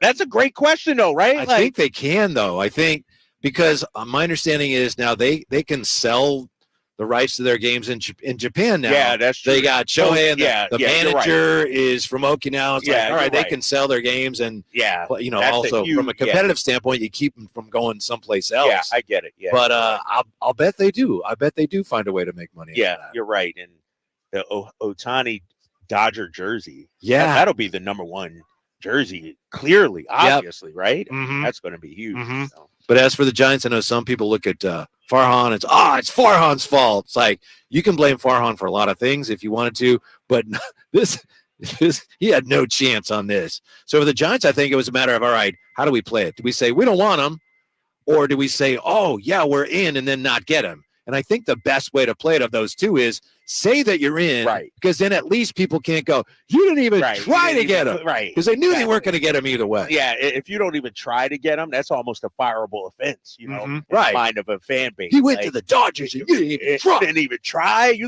just let him walk over to the Dodgers just like that. And so, no, you're right. But they got to do something. They need talking about the Giants. They need a face of the franchise. They need an identity. I don't know who the Giants are right now. Yeah, that's a good point. Fans are really disillusioned, and the Giants need to make some noise this offseason just to get people interested again. Those people right now, though, Bay Area sports fans, Northern California sports fans, very interested in a 49er team yesterday that destroyed Seattle. Which of these four numbers do you call? I know you were there yesterday. Yep, I was there. Really says the most about how good the offense was yesterday. One, the 49er offense registered 527 total yards, most yards in a single game this season, and the most San Francisco's registered since they beat the Saints in 2019 when they had 516 yards. 527 total yards. We also have this, number two, 49er offense averaged 9.9 yards per play. That's the team's highest average yards per play. First down per play, basically. Yeah, 9.9 yards per play. How about Brock Purdy? 368 passing yards. Ayuk, 126 receiving yards. Debo, 149 receiving yards. McCaffrey, 145 rushing yards. 49ers, the first team to have at least one player with 300 or more passing yards, two players with 100 more receiving yards, and one player with 100 or more rushing yards in the same game since the Ravens in, 2022. By the way, before we get any further, here's Brock Purdy and all the weapons he has at his disposal. I'm a part of a special group, Any one of our guys, any one of our eligibles, man, you get the ball in their hands and then go do the rest. Break tackles, obviously have pull away, breakaway speed. We see it every game. So to throw like a 5-yard pass or even a deep ball, it doesn't matter. We got playmakers. Boy, didn't it get you fired up? What, Brock Purdy? He proved my point. That's what I've been saying all season. All he got to do is just get it out there. Whether it's 5 or 30, those guys make the plays and go.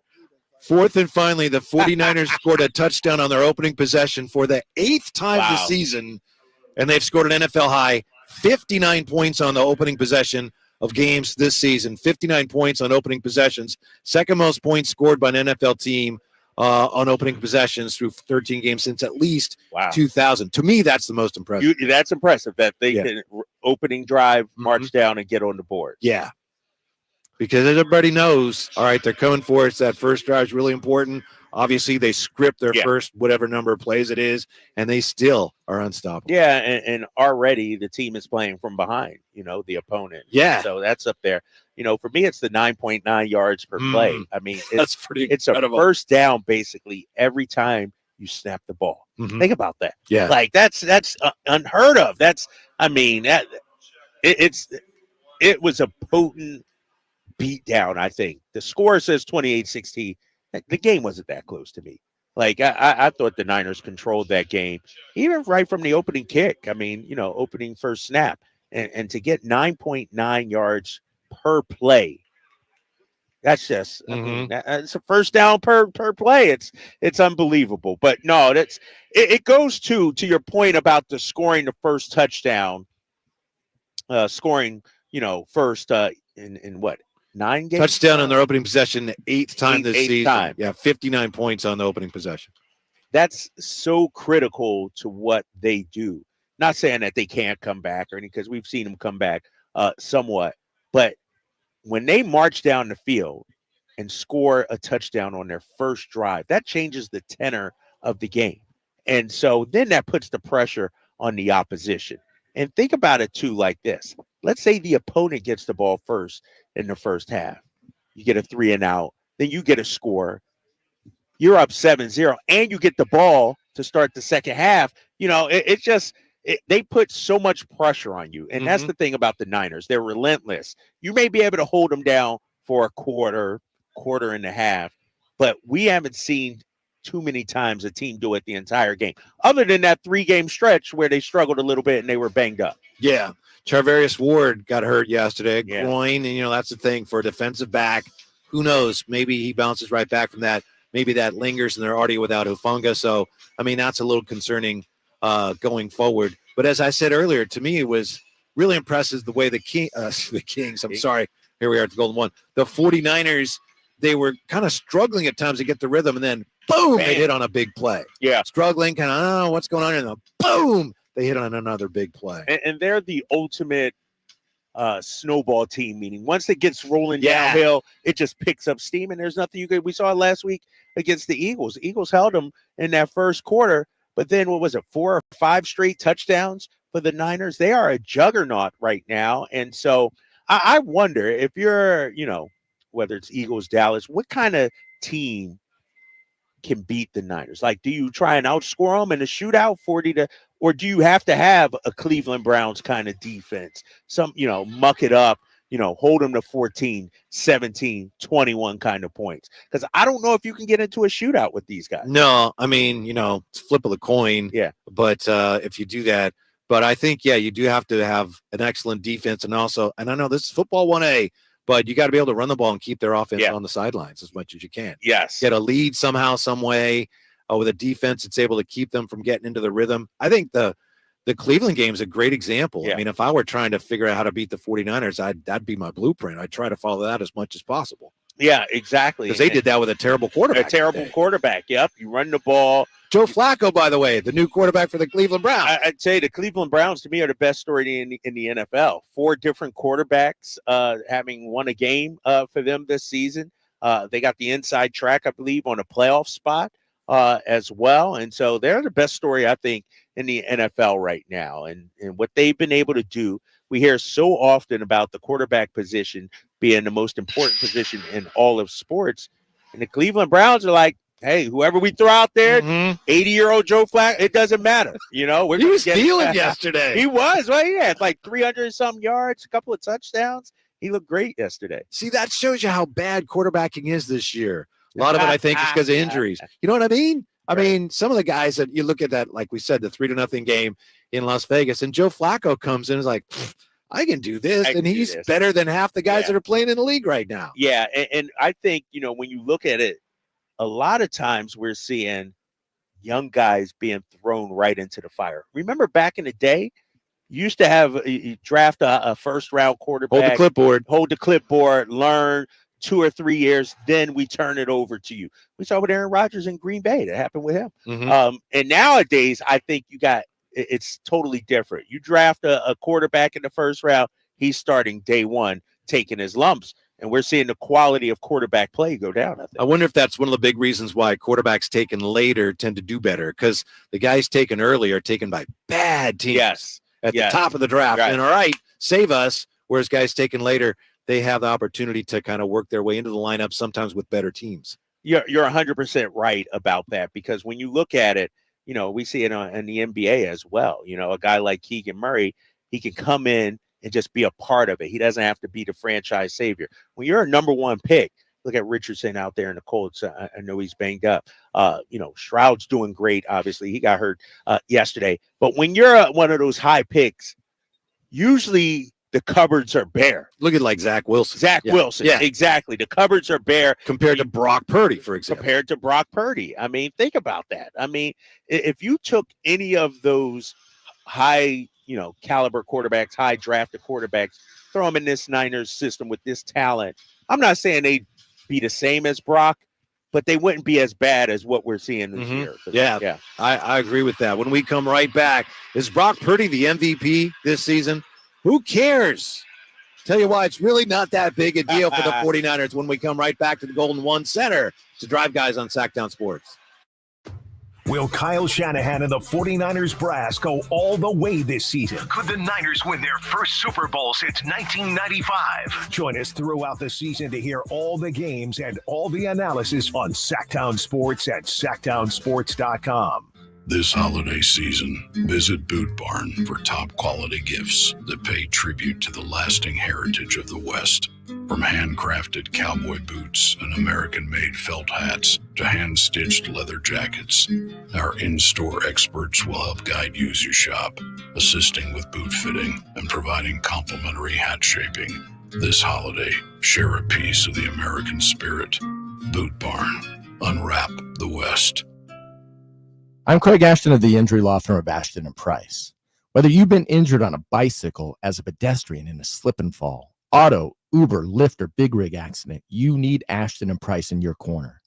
When you call Ashton and Price, there's no chatbot telling you to hit 3 for accounting. You're greeted by a real live person who will immediately transfer you to an experienced attorney. The consultation's free, and there's never a fee until you win. Remember, for the best advice, don't think twice. Call Ashton and Price.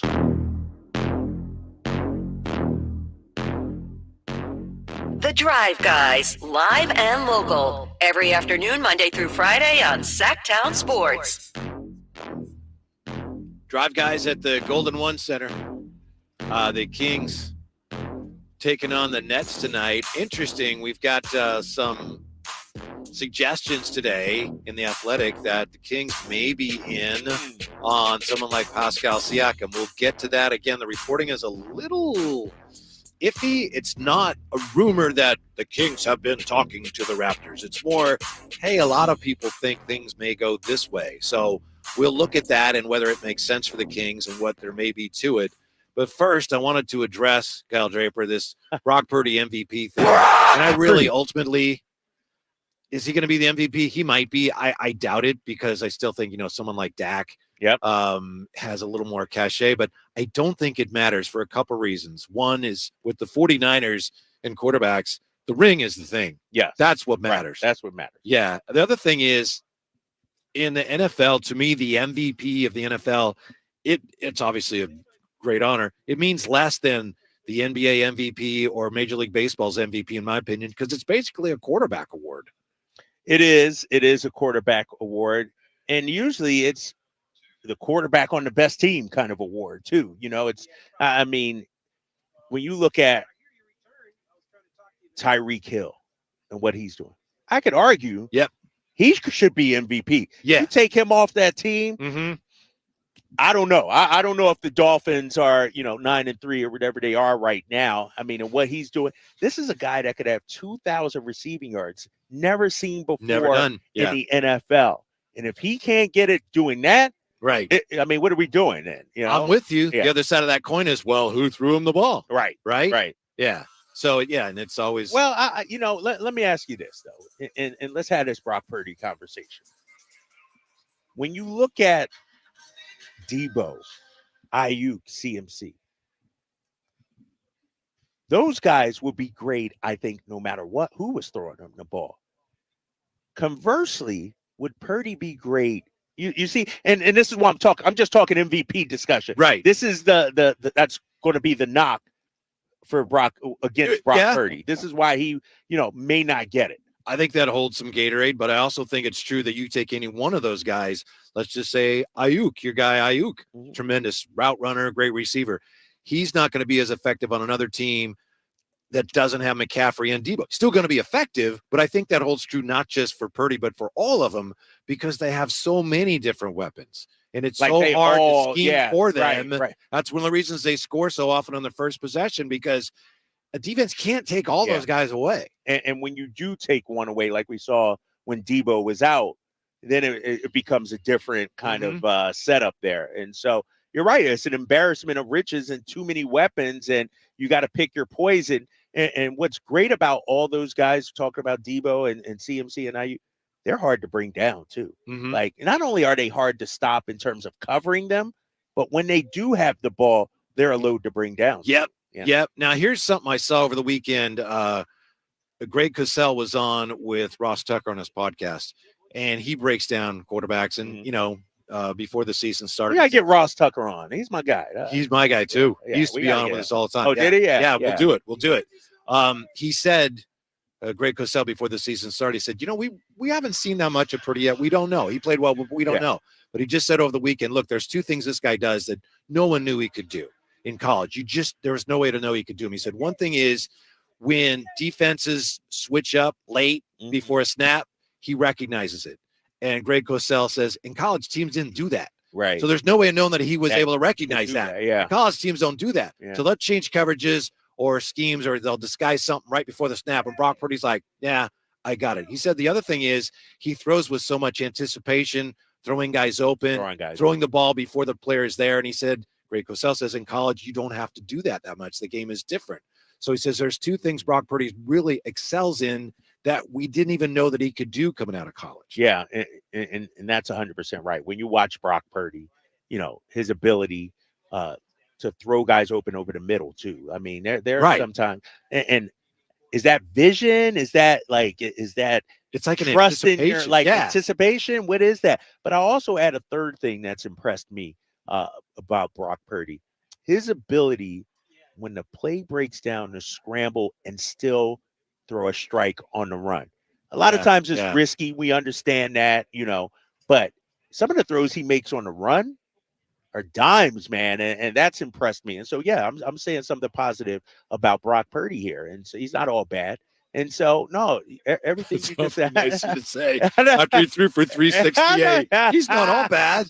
But I'm telling you, from what I'm seeing, I'm being objective here, Whitey. I'm trying to be objective. I know. And give this guy some credit. Like I said, the only way to stop this Niners offense and Brock Purdy is to actually get to him. Yeah. Because if you don't get to him, or if he buys a little time with it, it's too late. And so go back to the Cleveland game. Go back to some of these games we saw.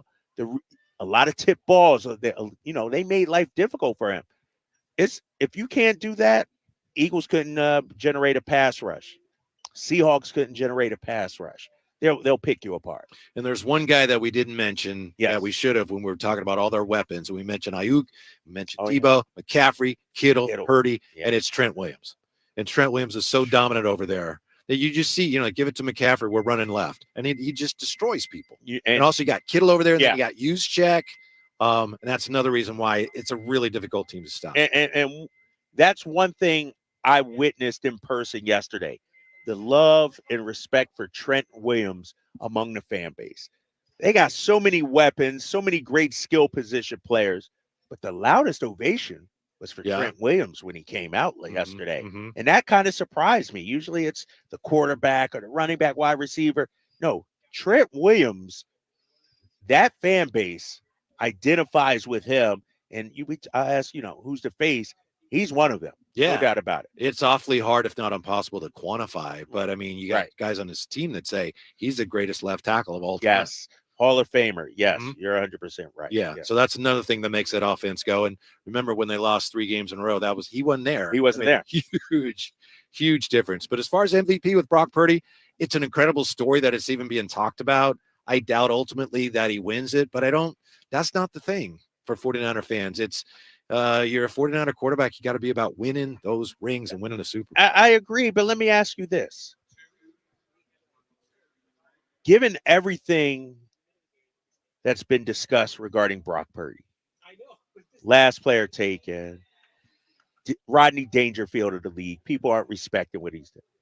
That would be the icing on the cake, the carrot on top, an MVP. If he wins an MVP, there can't be any more discussion, right? There can be. I don't think there should be, but it'll be, has he won? Right. Okay.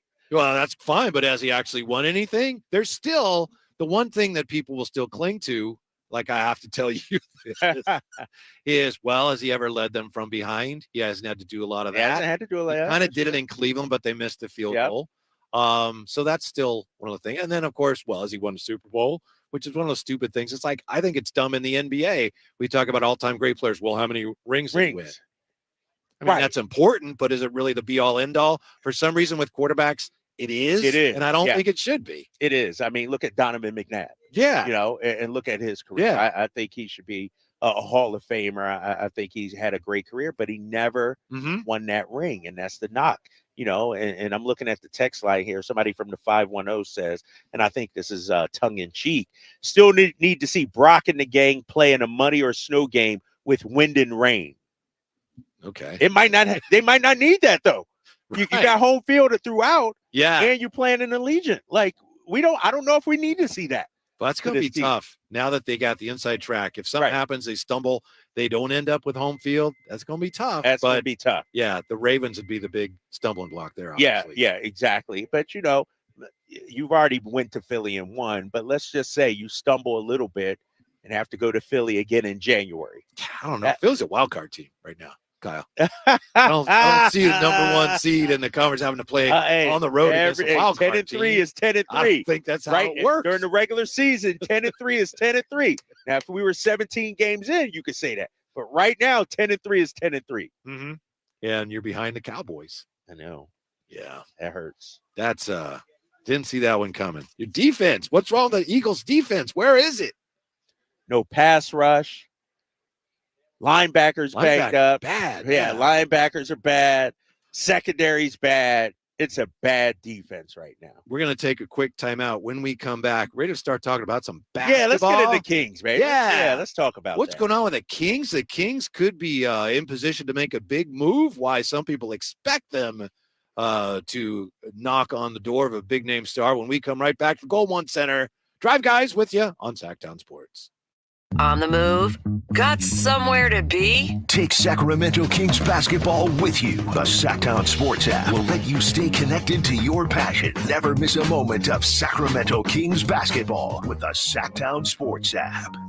Sacramento weather is brought to you by the Arnold Law Firm. I'm Eileen Javor in the KCRA 3 Weather Center, enjoying a nice afternoon with mostly sunny skies, highs near 60. A cool night ahead with temperatures in the 30s by morning with a little bit of patchy fog.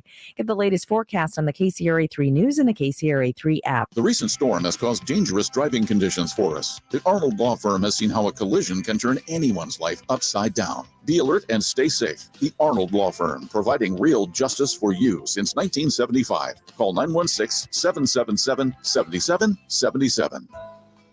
Don't you just love this time of year and the holidays when families get together to make memories? Hi, this is Frank LaRosa with a word about Naturewood Home Furnishings. From the time I was a youngster, the family table was always filled with a gathering of grandparents, aunts and uncles, brothers and sisters.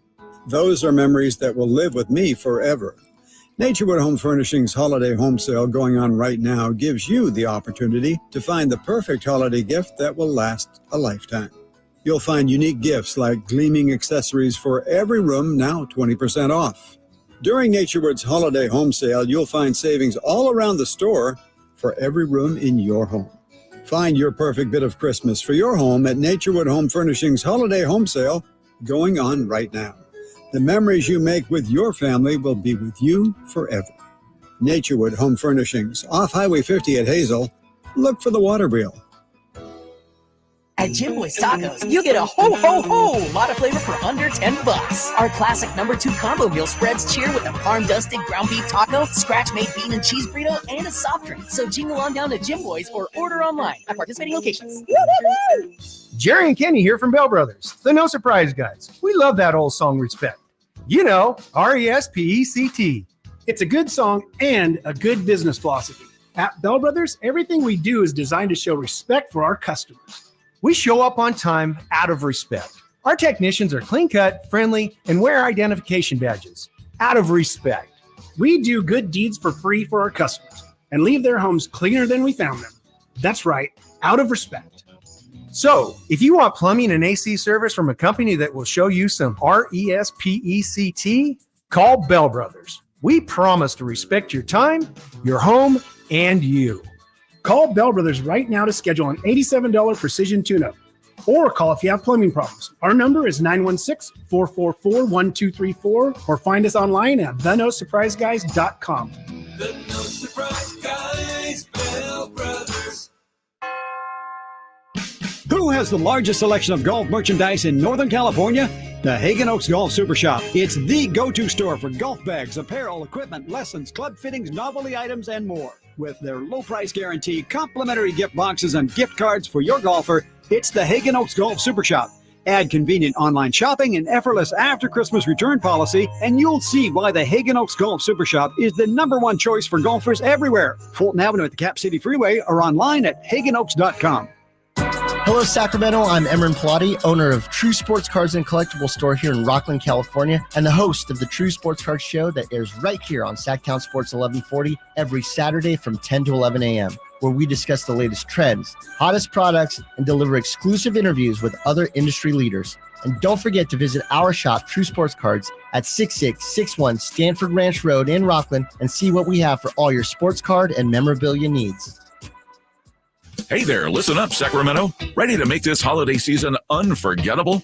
Well, we've got something that'll have you jingling all the way. Picture this, a brand new 2024 Kia Forte LXS for only $279 per month plus tax with no money down. No, I did not stutter. No money down. That's right. Zip Zero? Nada. Elk Grove Kia is spreading the joy this Christmas, and we're making it easier than ever for you to drive home in style. So why wait? I will say it again. Head on down to Elk Grove Kia and drive home your new 2024 Kia Forte LXS today with absolutely no money down. Elk Grove Kia is your go-to destination for top-notch quality and unbeatable service. Elk Grove Kia in the Elk Grove Auto Mall, or go to elkgrovekia.com. Plus tax, 0 customer cash, signing residual of 10,000 per 250 lease and 10K per year, 26 per mile over 0 security. Since Kia 0 subject to prior step 1 is 1231. Elk Grove Kia. Right now, the sewer system is probably the last thing on your mind. And that's okay, because at the Sacramento Area Sewer District, it's our first priority. If you have a sewer problem like a slow drain or a backup, call us first, day or night.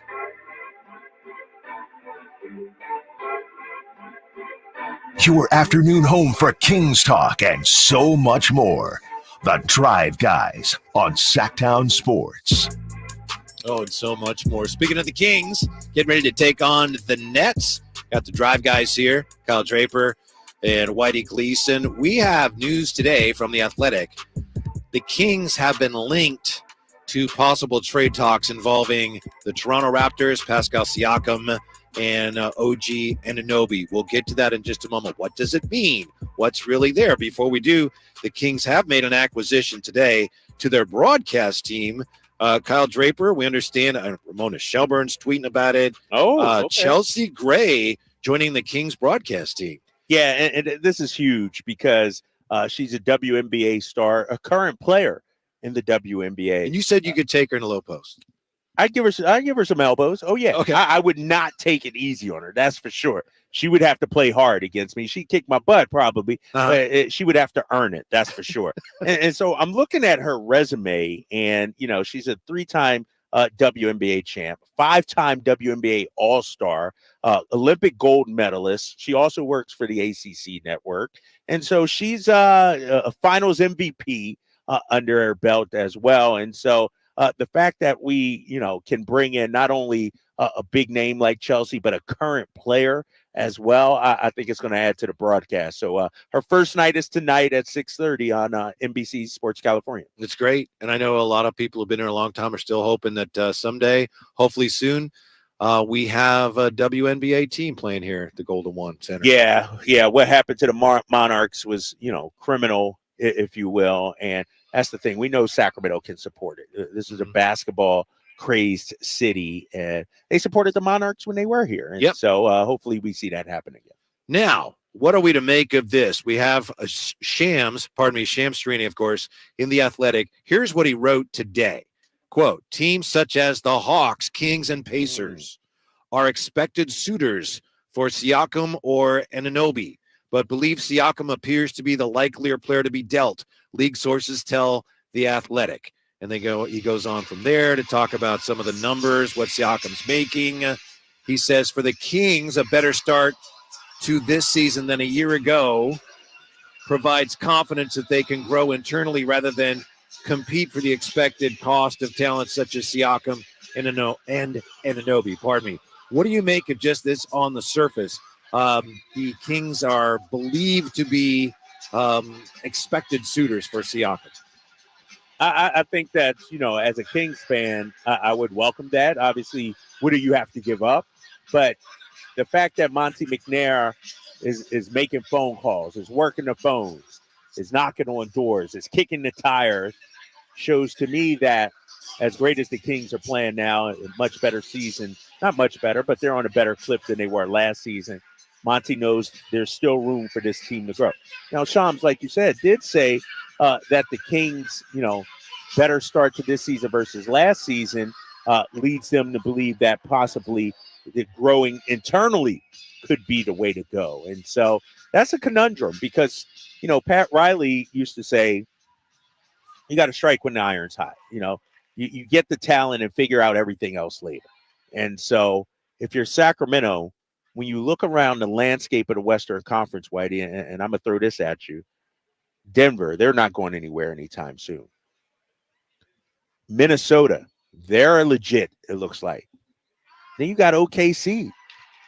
And so are you okay? And I'm asking Kings fans this, with taking the slow route, because you might get passed by these teams I just mentioned, the Minnesotas and the OKCs of the world. I know our friend Alan Stiles was talking about this potential deal today, and he said that in his mind, there's no way the Kings could make this deal or a deal for one of these guys without parting with Keegan Murray.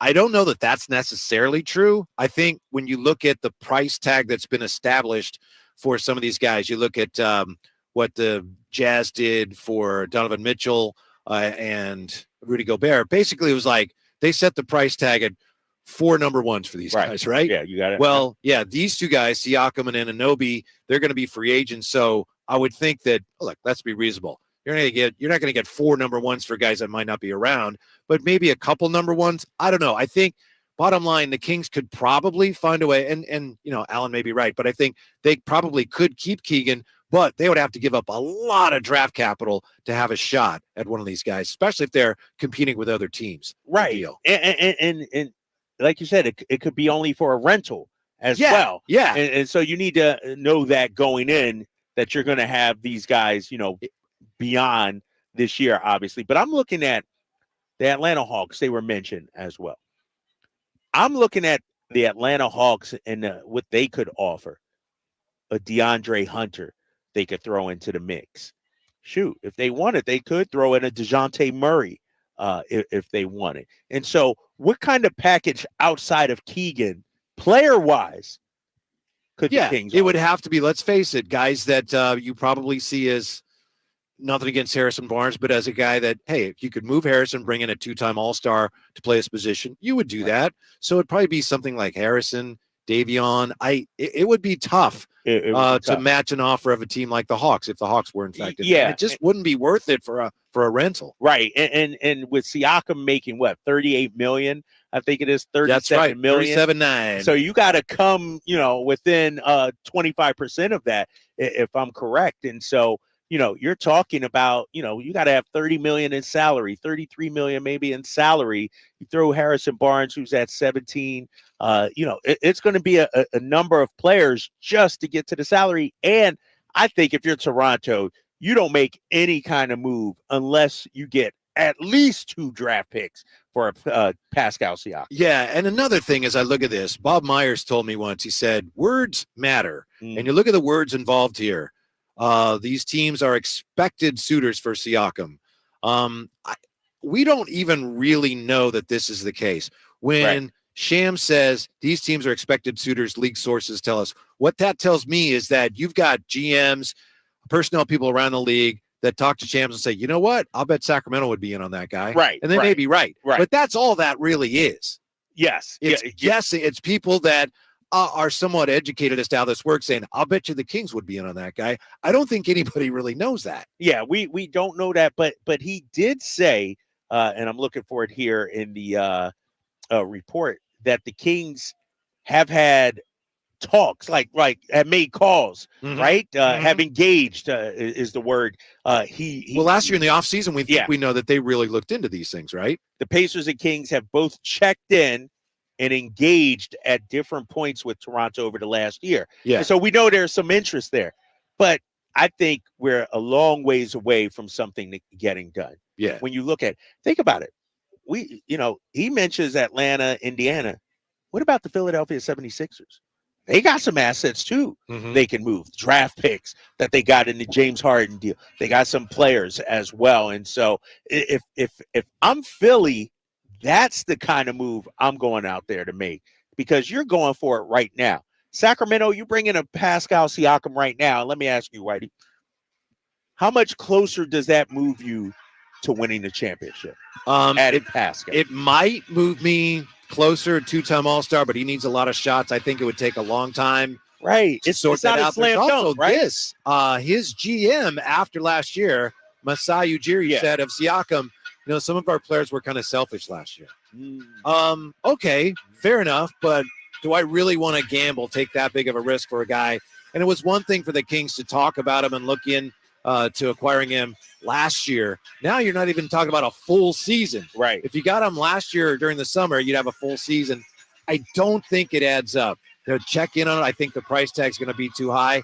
The only way I could see the Kings really being in on this, I could be totally wrong, is if ownership says, you know what, this is it. We got to make a run. I want to get one of these guys. I don't know that would be prudent. It would be very exciting. I have no reason to think that's where it is. But short of that, I don't think it makes sense for the Kings to jump in with both feet on this. I agree with you. I like Pascal as a player, but we have to declare what is our goal. It's not just to make the playoffs. It's to win a championship. And if you bring in Pascal at $37 million and then have to re-sign him as well, that's your team. I went back and I looked, Whitey, and I thought about this. To win a championship, you got to have a top 5 guy in the NBA. Steph Curry, the Joker, LeBron, Giannis. You could go back Tatum. You can go down the list. And so to me, what the Kings need, either A, De'Aaron Fox to be that guy, or B, to go out there and get that guy. Mm-hmm. I don't think Pascal Siakam's that guy. No, I don't think so either. And I like him. But as far as trading Keegan in one of these deals, there's no way. I have no interest in trading Keegan right now. Right. Because we don't know what he could be. Like his ceiling, he hasn't even scratched what he could be. You're talking about a guy that could be a tremendous two-way player. We're seeing him play defense this year. We know he can knock down shots. And so I'm with you. You don't trade the number 4 overall pick for Pascal Siakam as two-time All-Star great of a player he is. Spicy P. Because he's not bringing you a championship. He's not moving you that close. Now, Keegan Murray in a year or two could be better than Pascal. Right. And so I wouldn't do that. I'm looking at the YouTube chat. Beamer, Beams, or Beamley says Fox is a top 5. I don't know. I don't think he's there yet. I think what comes with being the top 5 player is doing it when it matters the most, and that's in the playoffs. Mm-hmm. And so can he get there? Yes. Can he put this team on his back? Yes, but we need to see it before we crown him that, I think. Yeah, Beamer Beams or Beamley says Kings need a post scorer, a true power forward. Pascal is kind of that guy. He needs a lot of shots. He'd throw a lot of things. You'd have to make a lot of adjustments to bring him in. I would have zero interest also in, as I said, trading Keegan for him. You just touched on it, Kyle. To me, Keegan Murray is not getting the credit he deserves around here for how well he's defending, how hard he's working on defense. There's lots of things you can use to measure defense, and it's hard. You got defensive box plus minus and offensive rating, defensive rating, and I don't know. You can use those to slice things a number of ways. But when you watch how hard he works right now defending the other team's best scorer, just go back to Friday, watching him navigate around screens to try to stay in front of Devin Booker. He's working really hard on defense, and he's playing some really good defense too. No, he is. He's playing lights out defense. He has that size and length at 6'8", to be able to guard multiple positions. He's got the total buy-in defensively. Yeah, exactly. And, it may be hampering his offense a little bit. But I think what Mike Brown is doing, and I'm not going to call it an experiment, but we know Keegan can score the ball. We've seen it before. Now the development comes in being a two-way player. And that's what Mike Brown is asking him. And so it may take some time. It may take some lumps. When I look at Keegan Murray, this is one thing, we talked about before the season, going into the season, is the number of shots. Shot attempts for Keegan Murray. When I look at his box score, his stat line last season, Keegan took 9.8 shots per game. This year's he's at 12.4. I honestly would like to see that up around 14 or 15 shots per game. And so I think he needs to be more aggressive offensively. That actually could be contributing to his shooting declining too, which I'll explain what I mean by that in just a second. We'll come right back. The Kings in a potential trade involving Siakam, Anunoby, are they better off standing pat, or is it time to jump in on a big deal with both feet? That's next here from the Golden One Center with the Drive Guys. Kyle Draper, Whitey Gleason, Sactown Sports. The Sacramento Kings play here. He's got the triple. Sacramento takes the lead. Outstanding ball movement by Sacramento. Every triple, every jam, every Kings win. Sabonis with the jam over the Joker. He's got the three-point shot. Get your Kings fix all season long. Right here on your home of the Sacramento Kings. Here's a steal by Fox, a breakaway. He's got the rip with the left hand. Sactown Sports at SactownSports.com. Sacramento weather is brought to you by Elk Grove Honda. I'm Mark Finan in the KCRA3 Weather Center. Skies will stay clear through the night tonight. There will be some fog tomorrow morning with temperatures in the mid-30s. Tomorrow will see mostly sunny skies with highs near 60. Get the latest forecast on the KCRA3 News and the KCRA3 app. At Elk Grove Honda, our recipe for happy holidays is to think happy Honda days. There's no better time to visit Elk Grove Honda than during our year-end clearance sale in the Elk Grove Auto Mall or online at elkgrovehonda.com. I gotta get an Elk Grove Honda. Wendy's Peppermint Frosty and Frosty Cream Cold Brew make the perfect gift for anyone in your life, especially for you. Yeah, this year you're sitting on your own lap and getting yourself what you want. Finally. And if you need a little more pep in your step, get yourself a refreshing Peppermint Frosty Cream Cold Brew. Or you can give it to your mom. Whatever. Limited time only at participating U.S. Wendy's. Vanilla Frosty is temporarily unavailable. Hey, it's Juice and Mo. Make this Christmas unforgettable by shopping at our friends Sharif Jewelers. Do you even remember what you thought last Christmas? No. Well, you got to make this one memorable. Okay. Make sure to go into Sharif Jewelers. You can get diamond studs, tennis bracelets. There's so many classic, timeless pieces that can be worn every single day. Available in both lab-grown and natural mined. In so many different price points. So don't go anywhere else this holiday season. Support a local, family-owned business rooted in Sacramento for 30 years. Sharif Jewelers. I have diabetes. I'm at risk for pneumococcal pneumonia. I have asthma. I'm at risk too. If you're 19 or older with chronic conditions like asthma, diabetes, COPD, or heart disease, or are 65 or older, you are at increased risk for pneumococcal pneumonia. Ask your doctor or pharmacist about Prevnar 20, pneumococcal 20-valent conjugate vaccine, a Pfizer vaccine that can help protect you against pneumococcal pneumonia in just one dose. Even if you've already been vaccinated with other pneumonia vaccines, Prevnar 20 may help provide added protection. Prevnar 20 is approved for adults to help prevent infections from 20 strains of the bacteria that cause pneumococcal pneumonia. Continued approval may depend on a supportive study. Don't get Prevnar 20 if you've had a severe allergic reaction to the vaccine or its ingredients. Adults with weakened immune systems may have a lower response to the vaccine. Side effects include pain and swelling at the injection site, fatigue, headache, muscle, and joint pain. For full prescribing information, please call 1-855-213-2138 or visit Prevnar20.com. Feel the thunder. It ignites something inside of you. Lightning and the thunder. Sets alight an elevated state of being. Days are pure exhilaration. And the nights, they're simply electric. See it, hear it, feel it. Thunder. Feel the thunder. Lightning and the thunder. Thunder Valley Casino Resort. Feel the thunder.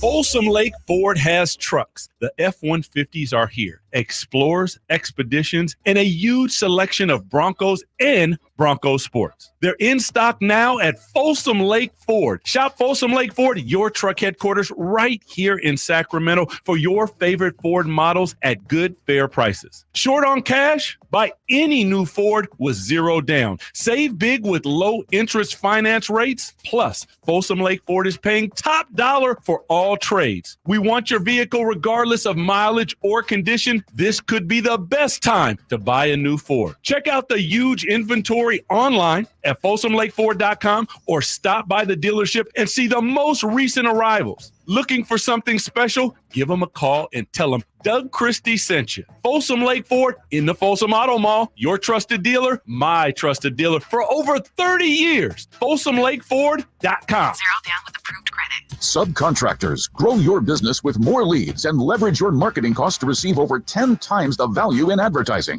Subcontractors United is offering 40 home services contractors to join our advertising co-op. For under $2,100 a month, you'll share in over $83,000 a month in advertising. That's $1 million a year in advertising for under $2,100 a month. There's only 3 subcontractors per category, not 3,000, so lead potential is unlimited. Google Subcontractors United for more information.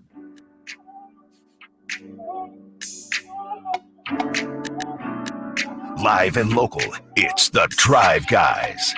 Watch the show on youtube.com/Sactown Sports 1140. Or listen on the Sactown Sports app.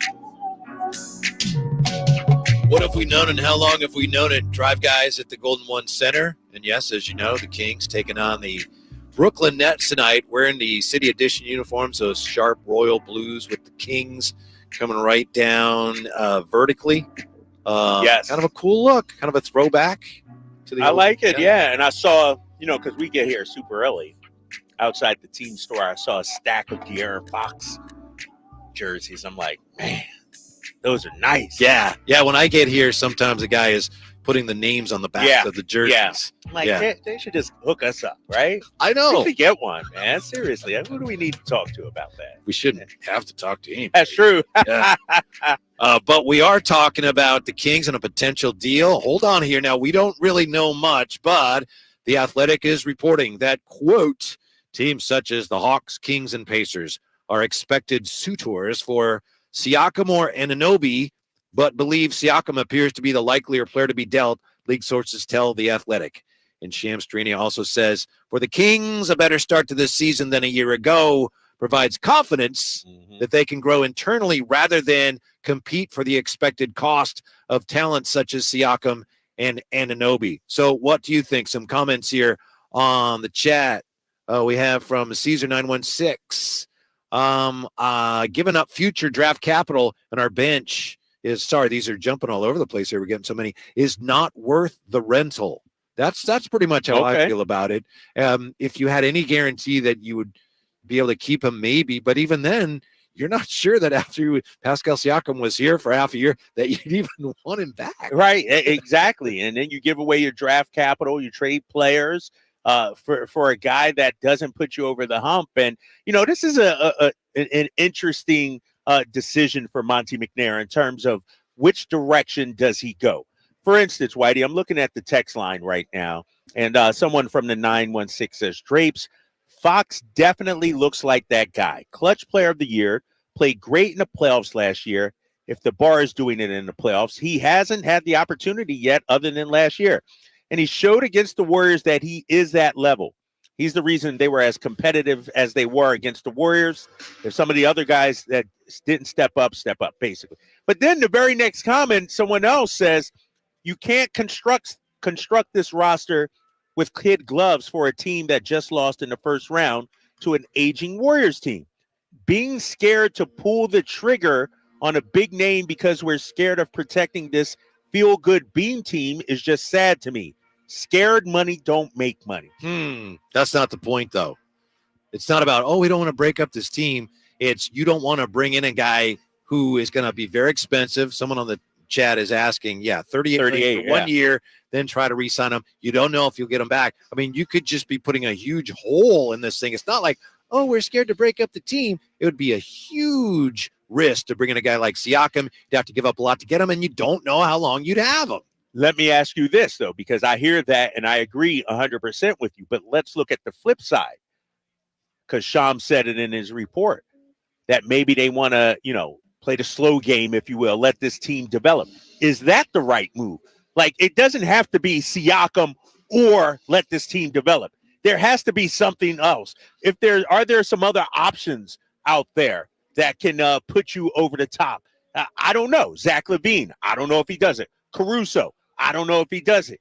Like if that's why I'm saying Monte McNair, whatever he does, he has to get this right. This is a critical time for Sacramento. If he does keep this core intact, lets it grow, he has to make sure Keegan hits the way that he's expecting. And if he does decide to make a move, Siakam has to be the guy, or whoever he brings in has to be the guy. I think two perfect fits for this team would be, you mentioned Caruso and Anunoby. Yeah. They're big. They would bring you defense. I think your team would be much better right now, dramatically better if you brought them in.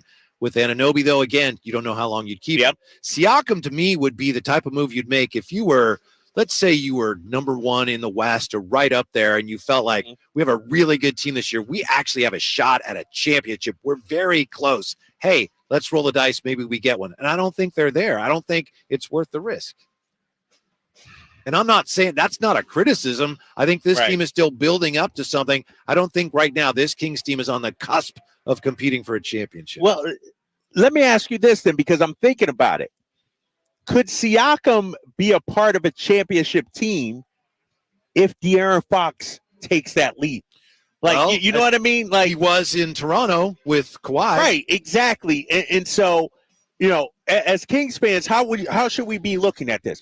Are we looking to get somebody that's coming in to be the guy, the 1A to De'Aaron Fox 1? Are we looking for a complementary piece to be a clear number 2? Because De'Aaron Fox, we're 100% sure, is that 1. I just feel like right now, with what Mike Brown is saying, anybody you bring in, they better improve you defensively. Yeah. That's to me. And you need a wing defender, right? Yeah. You need somebody. Yeah. We're asking Keegan to do that. What do you think about that? Is Keegan that guy, though? I think he's on his way there. And by the way, I'm glad you reminded me, because we were talking about his offense. And when we talked to Jerry Reynolds about this, when you're on the road or, you got stuff going on, not able to be with us, in Jerry's opinion, one of the things the Kings are asking Keegan to do is take more shots. So last year, he only took shots he was comfortable with. Now, obviously, everyone wants him to shoot more. We know that. You can't dispute that that's a good idea. But sometimes he's taking shots that he's not as comfortable with. So that's one reason his shooting numbers are down. He's taking shots this year that last year he would have passed up. So that's one of the things, adjustments that he's trying to figure out right now. No, you're right about that. And it's not only that, it's also taking those shots when you got De'Aaron Fox on the floor. Right.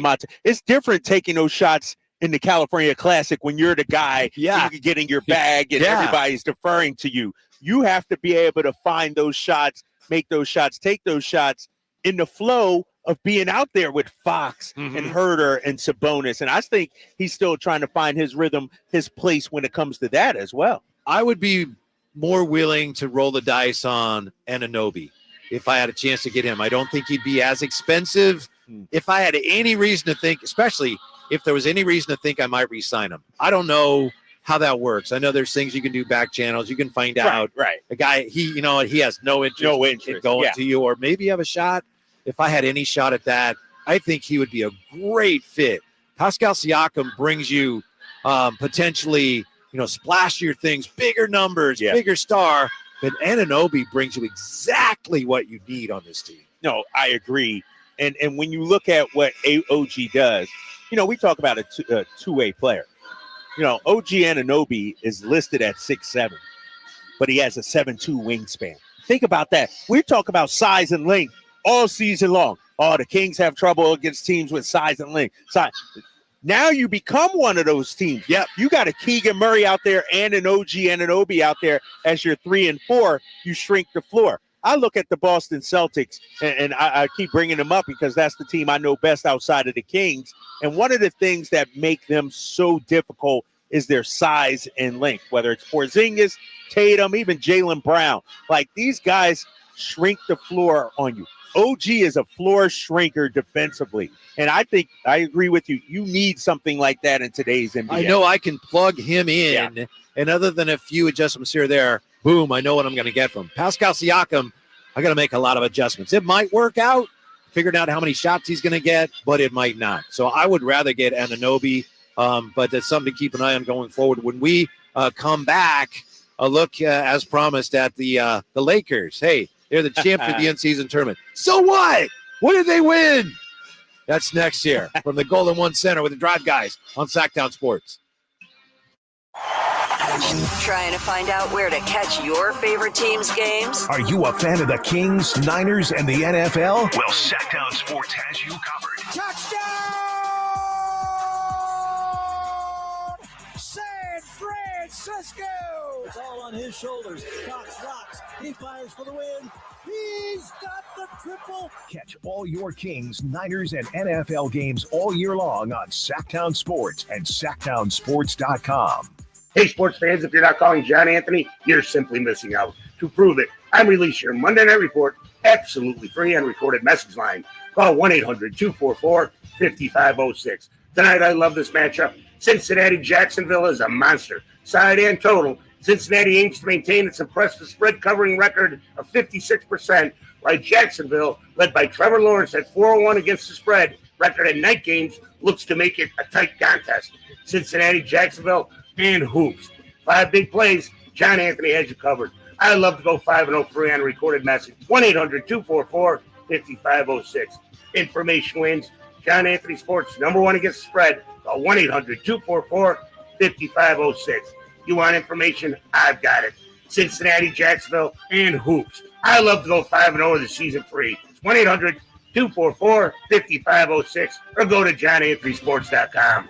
Sponsored by JFSR Group. Winter is coming. I know you know that, but are you prepared to keep your family warm all season long? At American Energy Heating and Air, their goal is to exceed your expectations of the heating and air industry by valuing the customer experience and making your home comfort system as efficient as possible for the most value. So book your $49 furnace tune-up and safety inspection today. Prevent dangerous gas leaks. Extend the life of that furnace and save on your energy bills. And here's the guarantee. This isn't a sales call. They're not getting in the door so they can try to sell you a bunch of stuff. No, they're just going to do what they say they're going to do. Call today to schedule an appointment at 916-520-9990 or go to AmericanEnergyAir.com. Been serving the greater Sacramento area since 1981. A-plus Better Business Bureau rating. Get your $49 furnace tune-up and safety inspection today.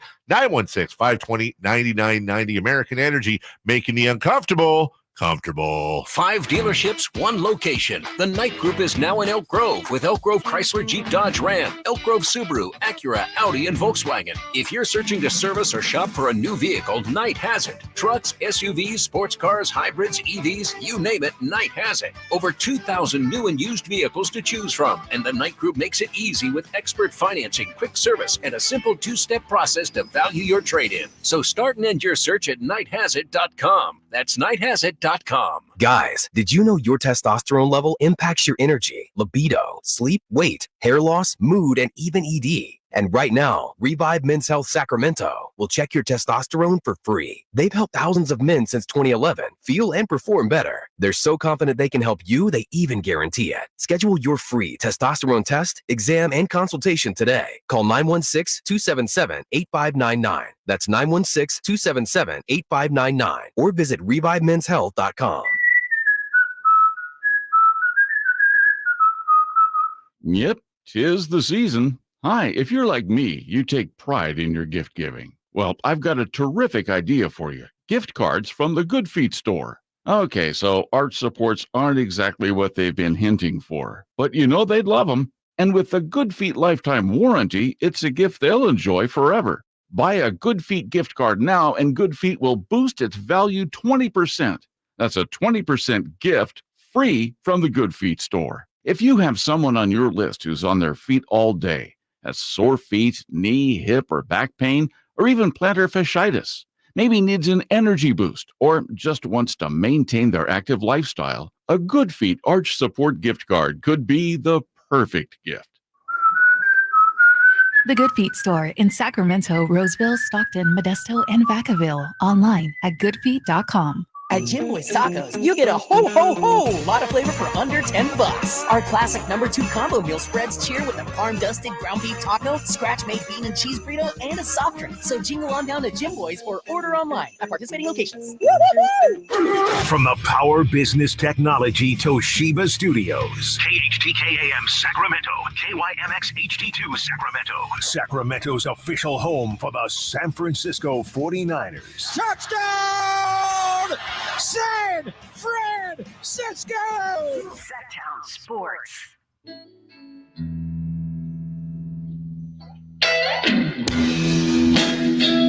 Your afternoon home for Kings Talk and so much more. The Drive Guys on Sactown Sports.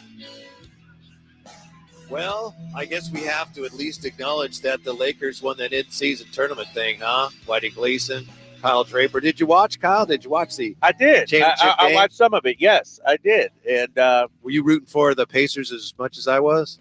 nah, it didn't matter to me. I'm a LeBron guy. Okay. So I like LeBron James.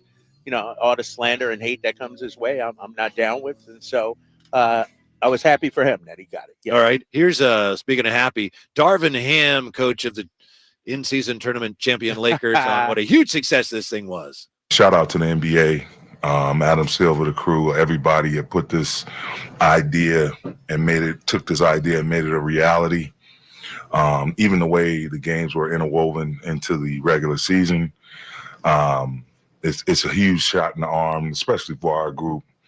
The guys we brought back, the guys we added, and just playing some highly, highly intense basketball games, and with the playoff atmosphere / NCAA tournament atmosphere, being in a neutral city, I dig it.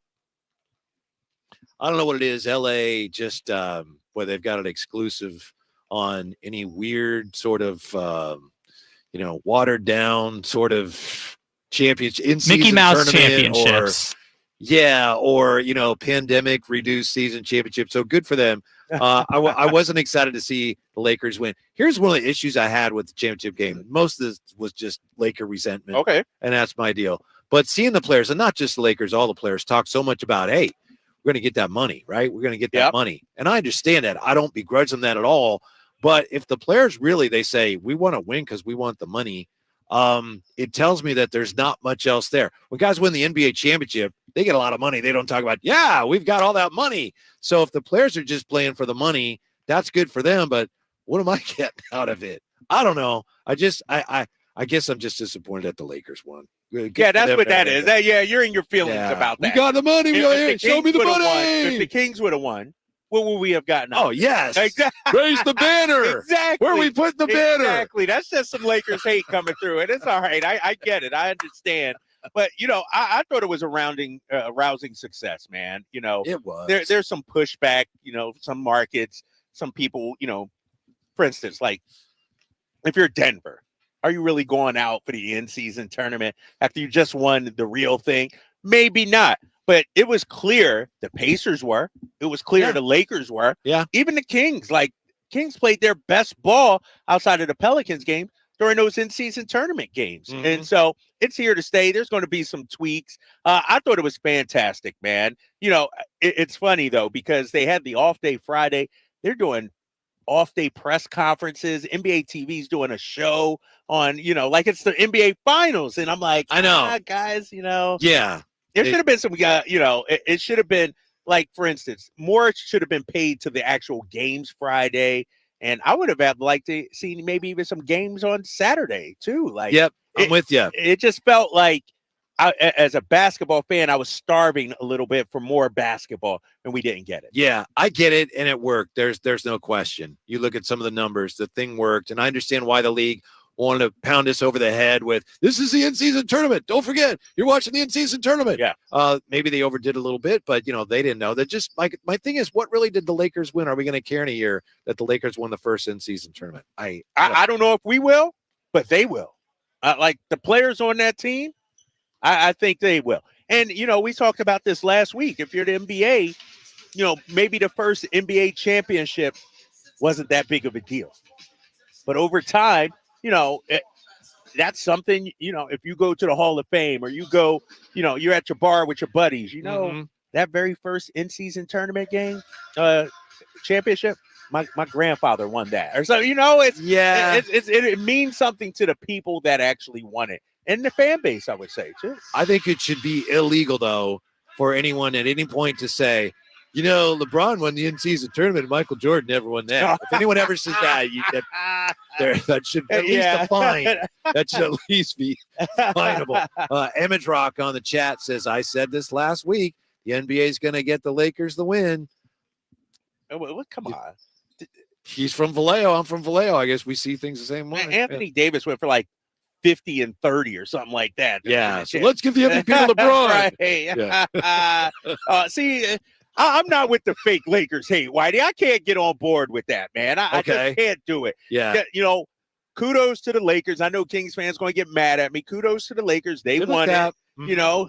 Good for you. Now let's get back to the regularly scheduled programming. Yeah. Like I said, it's like Jackson Hayes gets $500,000. Think about that. Good shot, big guy.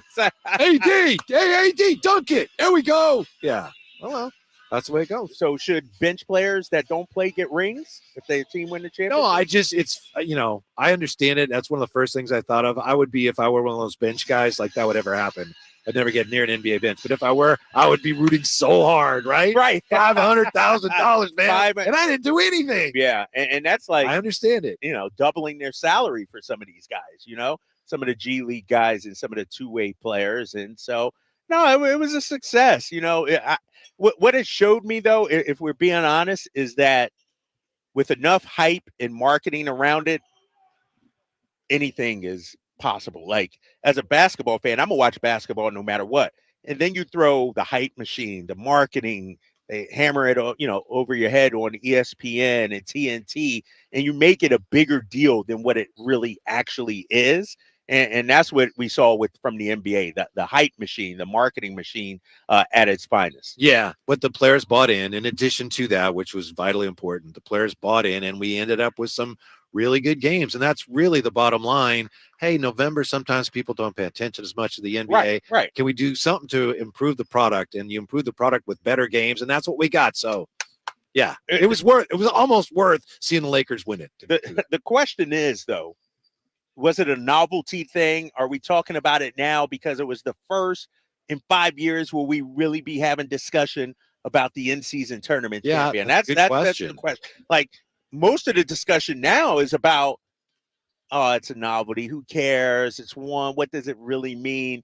Like, we can't have those discussions in year 5 and year 10. Ultimately, it has to be about the basketball and the team that wins it. And so, are we going to be having those discussions, or will it be like, all right, so-and-so won it. Right. And then we move on. Yeah, that may hinge on what tweaks they decide to make and how well they execute them. JP on the chat, that's 2 Mickey Mouse rings for LeBron. It's actually 3 in my book, JP. 3? That first one he won when they beat the Heat, that was also a strike shortened season. When the Heat beat the Thunder. When the Heat beat the Thunder, that was a strike shortened season. So 3 of LeBron. You really believe that, or are you just pandering to the crowd right now? I believe that because I want to, but I also believe LeBron is phenomenal. When he's done playing, I don't know that I've ever rooted for him. When he's done playing, I'm gonna miss him. Seriously, I'm gonna miss him so much. So much. And somebody raised that point. The league is in good hands. A lot of great talent, but who's that iconic guy when LeBron leaves? We had Jordan. He was that guy. Kobe and Shaq, LeBron. Like, who's that? It's a good question. That guy that you love to hate, or vice versa. If you go through the history of the league, and pardon me if I've mentioned this before, there was you kind of had, Mikan presumably, and then at some point you had like Bill Russell, and you had Will Chamberlain, you had Kareem, you had like Julius Erving, and Magic, Bird, Jordan. When Jordan left, as you probably remember, it was like, whoa, yeah. What do we have? Sean Kemp, Grant Tim Hill, Duncan in the Spurs. Yeah, yeah. And then LeBron came in as like, oh wow, he's the guy. Right. When he leaves, I don't who is it? Wemby, maybe Wemby. Like for instance, Jokic, as great of a player, he doesn't elicit a reaction. Like, you need, is it Steph? But Steph's up there too. He's getting old, and so I don't know if there's a guy in the league that can take the mantle as the face of the league. And what comes with that is a segment of the fan base that loves you, but also one that hates you as well. And I don't know if we have that guy who polarizes the NBA like LeBron did. Hopefully we won't have to worry about that for a while. Maybe Bronny will be that guy. He made his debut yesterday at Good USC. for him. How about Good that? for him. Yeah. So you think next year we're going to see Bronny and LeBron together? Yeah. I think so, right? He's going to one and done. And probably the Lakers, right? And I don't know if he's an NBA caliber player, but because LeBron is his dad, he'll be on some roster. People say the same thing about Giannis's brother, Thanasis, in Milwaukee. Costas, and I think there's another one too. Yeah, exactly. Alex. There was 4 of them. Alex, Antetokounmpo. There was 4 of them in the league, and so I do think Bronny will be in the league next year. Yeah, that'd be kind of cool. Yeah. All right. Yeah, I don't like to publicly root for LeBron. I'm gonna miss him, and I'm looking forward to that. We'll see how that ends up when we come right back here to the Golden One Center. Kings trade talk. Is it time for the Kings to jump in on a big splashy deal with both feet?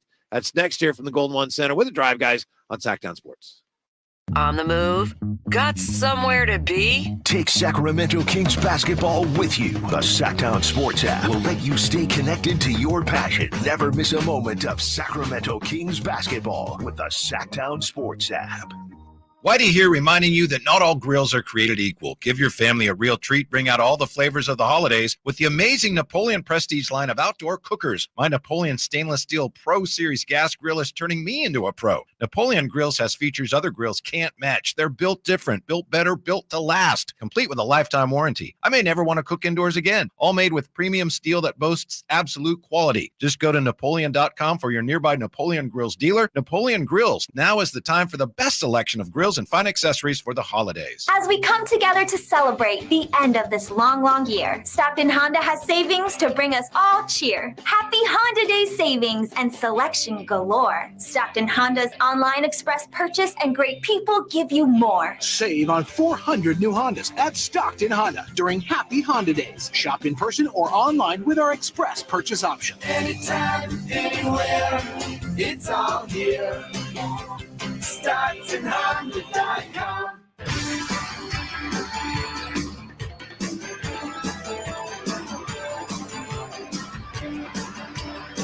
Your afternoon home for Kings talk and so much more. The Drive Guys on Sactown Sports. Let's go to Kyle Draper now. He can tell us what's going on here on the floor as the Kings and the Nets are getting ready to go. There's Keon Ellis out there, right? You got the first and second years. Yeah, you got the group out there. You got Keon Ellis. You got Slauson, Jordan Ford, and Colby Jones out there, the usual suspects. How about Keon still working out with the youngsters? Like, this guy's a rotation player right now, and he's still sticking with it. Yeah. He had a nice game, didn't he? Against the Suns. He did. He played extremely well. That was a must-win, I think, for Sacramento. When you look at, Phoenix without two of their stars. In fact, I do believe Brad Beal is set to come back tomorrow against the Warriors. But, without two of their stars, you're on the road. You want to get that one because you got this tough schedule. You got tonight, then you got the back-to-back. And so that was a good win. De'Aaron Fox put the team on his back in the fourth. And so that was a feel-good win, if you will, because if you lose that game, you're feeling pretty crummy. Coming off that Pelicans loss, and then you lose to Phoenix. So the order was restored in the world. Mm-hmm. I see what you mean. And I know the Suns were shorthanded, but hey, a road win's a road win. Yeah. Right? And you got Sasha had a good game. Keon played well. Malik Monk is not going to be with the Kings this evening, though, huh? Yeah, Malik Monk. That's no big They say he's sick. Let me get the most up-to-date. Did that become official? The most up-to-date injury report here. I just pulled it up. Malik Monk is, drum roll, please, still questionable. Okay. In the latest injury report that came out. And so illness is the reason. The question begs, without him, he's arguably your de facto backup point guard, best bench player. That's a huge loss. Who steps up in his absence? Yeah, it really is going to take two players, right? Yeah. You have backup point guard. I don't know. Maybe we see some Davion. Yeah, maybe Davion, Keon Ellis. But then the offensive part. Sasha's got to be the right. Our guy Sasha, yes. And I said this the other day on the post-game show. I think Sasha has earned, 20 minutes a night. He had 14 points. He had 3 steals. Yeah, I saw that. Think about that. 3 steals from Sasha. And so if I'm Mike Brown, I'm playing Sasha 15 to 20 minutes a night because what he can give you as the season progresses and down the stretch, he's a guy that can get you 15 to 20 points on any given night. And so I want to see him develop and get more time as the season goes on because I think you're going to need him once the playoffs come. I also feel like there's a level that he can get to, and he's almost there, where something's going to click into place, and he's going to be, all right, I got this, and he's going to be a consistent, 8 to 14 point a game guy. And I think he has another gear or two beyond that. Yes. But I think he's close to being a guy that night in, night out, he's going to pose a threat to the other team. Yeah, and I think the biggest thing with him is just the opportunity, right? Like getting the opportunity to be on the floor. And so I agree with you. I mean, he's really close. He's really close, and he's showing us more than just a 3-point shot too. That I like. Some of his backdoor cuts, the other game against Phoenix, were exquisite, and so he's impacting the game in other ways other than just shooting a three. Yeah, and that's one of the things that was that he's best known for, right? The shooting, of course, is the main thing. But the other thing is, when the Kings first went over to scout him and they saw him play without the ball, they knew right away, all right, he's going to fit in our offense. And early on, all we saw him do was like get it and get rid of it. Right. Quickly. Yeah, and we're seeing that, what made him so great in Europe. And so I'd like to see him move even more. I would like to see him sort of in that Kevin Huerter role offensively. How many times do we see them run stuff for Kevin Huerter off the down screen or something like that, where he uses the screen, Sabonis screen, or he uses his dribble, a two-man game. Like, I want to see more responsibilities being added to Sasha Vezenkov. I want to see Kevin Huerter make some shots tonight because he was 0 for 4. You know how it doesn't, and I'm guilty. I'm one of them, I admit. You know how it doesn't take some of us long before we're saying, hey, what's going on with Kevin Huerter? And I don't want to wander back down that road. We went down that road early in the year, and I think he took care of things. So hopefully he knocked down some shots tonight. Are you worried about Kevin Huerter at all or no? I mean, second game without a field goal this season, like 0 for 4. And Mike Brown cut his minutes too, 17 minutes. I think that was huge, And I will say, and I got some numbers right here. He had a finger injury. Remember, he missed maybe a game or two. In the 11 games before the finger injury, he was shooting 38% from three. Since the finger injury, 35.4. So, you know which finger it is? Yes, I do. It's the index finger, I do believe. Okay. Yes. Okay. Yeah. I can see that. Yeah. I mean, I know people say, come on, right. I'll make a big difference. That could make a difference. Shoots the ball out well. And so no, I mean, but that's the beauty of this Kings team. See, I could have said, was it this finger, Kyle? And that's what I was. I thought that's where you were going. I'm like, let me look at him and be like, he's not showing me the finger right now. Which finger was it? That's exactly where my mind went. I was about to show it to you, and I'm like, that's not. You can't do that in the workplace. I'm not going. You were going to give it. I was going to give it to you. And I thought that's what you were setting me up for. But now hopefully he comes out firing tonight. This is a big game, man. You got to get this one because tomorrow is going to be tough against the Clippers. And did you know this Brooklyn team? I know they don't have the big names, but they're the number 1 3-point shooting team in the entire NBA. Yes. And so your defense got to be on point against these guys. Yeah, and they're they've won 3 in a row, and they've got some players I really like. I love Cam Johnson, and Bridges is. I don't know why Bridges isn't considered. He's like, I'm going back a ways here. I apologize.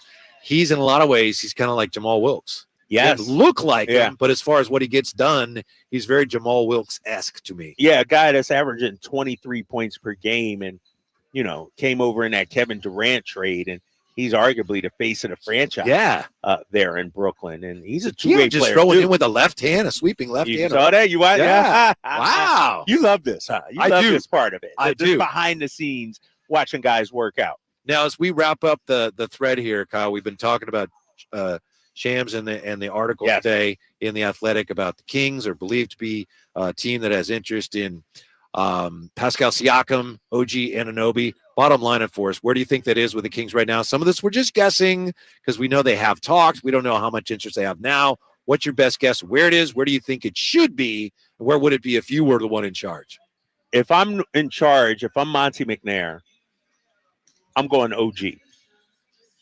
Your guy, OG Anunoby. Because I think, to your point, you need a two-way player. You need a defender, a wing defender, and a guy that can knock down shots. And I think OG is just scratching the surface. There's something going on up there in Toronto where, he's a solid player.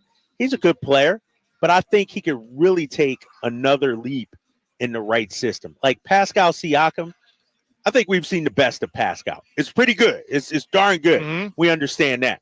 But I think OG has room to grow. OG, I'm looking at his numbers right now. He's a 38.8% three-point shooter. He's 26 years old. So he's just now entering his prime, I think. And so when I look at it, And he's taking 6.4 threes per game. So it's not like he's, shooting 38% on 2 threes per game. Like, he's getting it up. And he's taking 11.9 shots. I really think this guy can, improve his game, get better looks, plays with a toughness, a physicality, 7'2" wingspan, like I mentioned. He's exactly what the Kings need, I think, of those two guys. Yeah, sure. I agree. I think you could plug him in, get him. He'd make you better day one. Day one, you're better. Even if his shot doesn't fall, you're still better defensively. Now, I don't know if it's worth it based on what happens next year. If I had any indication that I had a shot at signing him, can you tell us, and I don't mean to put you on the spot. Yeah. I don't know. I can look it up. Next year, cap-wise, do the Kings, is it within their means to maybe bring someone in and sign a free agent to a big deal or go out and get a free agent? No, I don't think they can sign a max guy. Like, they can't, that DeMontis Sabonis contract extension kicks in next season. And then De'Aaron Fox obviously making a lot. And you got to sign Malik Monk as well. Right. So now you're talking about, are you trying to go into the tax, if Vivek willing to do that? And I don't know about that. So if you bring in one of those two guys, it's going to be probably financially tough to keep whichever. Yeah, but Pascal's at 38. Like, he's at a different apron than OG. I'm already you're already. And I like him, but I just don't think it's a fit. Yeah, let me pull up their salary numbers for next season. I don't think they have the room to sign like a $40 million. OG has a $19.9 million player option for next year, but you know that he's gonna. Yeah, he's gonna opt out of that. Yeah. Free agent. Ooh, he's man. So Domas is at $41.8 million next season. De'Aaron's at $35 million. Harrison's at $18 million. Kevin Huerter's at $17 million. So those four right there put you up close to the cap. And so you got to, if you're Vivek, are you going to bring a guy in, try to re-sign him, go into the salary tax? I don't know. In terms of projected practical cap space, the Kings are 17th in the league going into next year. So kind of middle of the pack. Do you got a number on that, Kyle Ledbetter? It says negative 9.8 million, but that doesn't account for some spending stuff that's annoying. They would get access to a mid-level exception, which adds money to it. But I just made it simple by saying 17th in the league. Oh, I got the solution. I bring in whichever one you want. Give me one, whichever one. Just name one. Doesn't matter. OG. Okay. OG. Come here. Yeah. See, this is our deal financially. I want to show you this Ohtani thing, buddy. Some deferred compensation, something like that. It would help us out. You get a lot of To answer your question on a free agent signing, it would have to be a sign and trade with the team that he's leaving with. If it were to be Anunoby, who's expected to make between 20 and 30 million a year on his next contract. It'd be tough. How about this, guys? I'm looking at Domas's contract extension. 39 next year, 42 and change the following year, 45 and change, and 48 million the last season. That's a massive deal. And so your window, Whitey, with this core is these next 4 years. Next 4 years or so. And so I don't know if OG's the guy. I don't know if De'Aaron Fox makes another big leap, but DeMontis Sabonis' window is these next 4 or 5 years, I think. Would you agree that ideally Keegan becomes one of those guys, but even then you still need somehow, some way, you need one more. You need one more, right. And it has to be a constant improvement. Yeah. Like I could argue you need to improve the bench as well, too. You need a backup point guard, too. And so I think, I look at Denver's model, and if I'm Monty, that's who I'm eyeballing. The way Denver did it. It took them a while, but they kept their core intact. Then they made a big deal to get Aaron Gordon, and that changed everything. That really put them over the hump. Is OG or Aaron Gordon? I don't know. I don't know. When we come right back, I think Kyle's going to hate this, but is this King the Brock Purdy of the Kings? Kings and their 49er counterparts. When we come back to the Golden One Center, to Drive Guys, Sactown Sports. Check out the Golf to Go Hour with Frank LaRosa every week on Sactown Sports. Get the latest on equipment, area courses, people who play the great game, and plenty of good conversations about golf. It's the Golf to Go Hour every week with Frank LaRosa on Sactown Sports. Golf to Go is brought to you by the Hagen Oaks Golf Super Shop, America's most awarded golf facility. Nature Wood Home Furnishings, where it's all about choices and always about quality. If you or someone you know is having thoughts of suicide or experiencing a mental health or substance use crisis, 988 provides 24/7 compassionate support and connection to trained counselors. When you call, text, or chat 988, you'll be quickly connected to trained counselors who will listen to your concerns, provide support, and connect you to additional resources if needed. There is hope. The Lifeline works. You are not alone. For 24/7 support, just call, text, or chat 988. At Ashton & Price, over the last 25 years, we've won just about every injury case you can think of.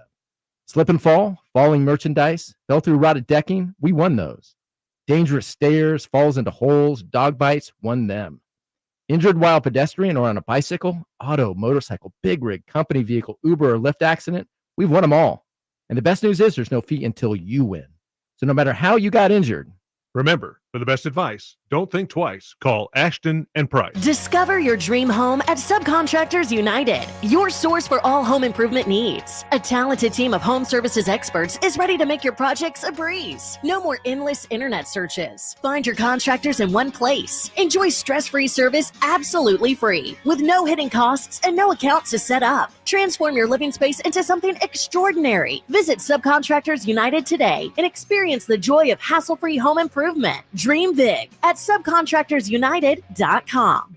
Hey, it's Juice and Mo. Make this Christmas unforgettable by shopping at our friends Sharif Jewelers. Do you even remember what you thought last Christmas? No. Well, you got to make this one memorable. Okay. Make sure to go into Sharif Jewelers. You can get diamond studs, tennis bracelets. There's so many classic, timeless pieces that can be worn every single day, available in both lab-grown and natural mined. In so many different price points. So don't go anywhere else this holiday season. Support a local, family-owned business rooted in Sacramento for 30 years. Sharif Jewelers. Golf to Go is brought to you by the Hagen Oaks Golf Super Shop. Here's Frank LaRosa. Golf Digest sins of slow play suggest precious time is wasted waiting for your turn to hit.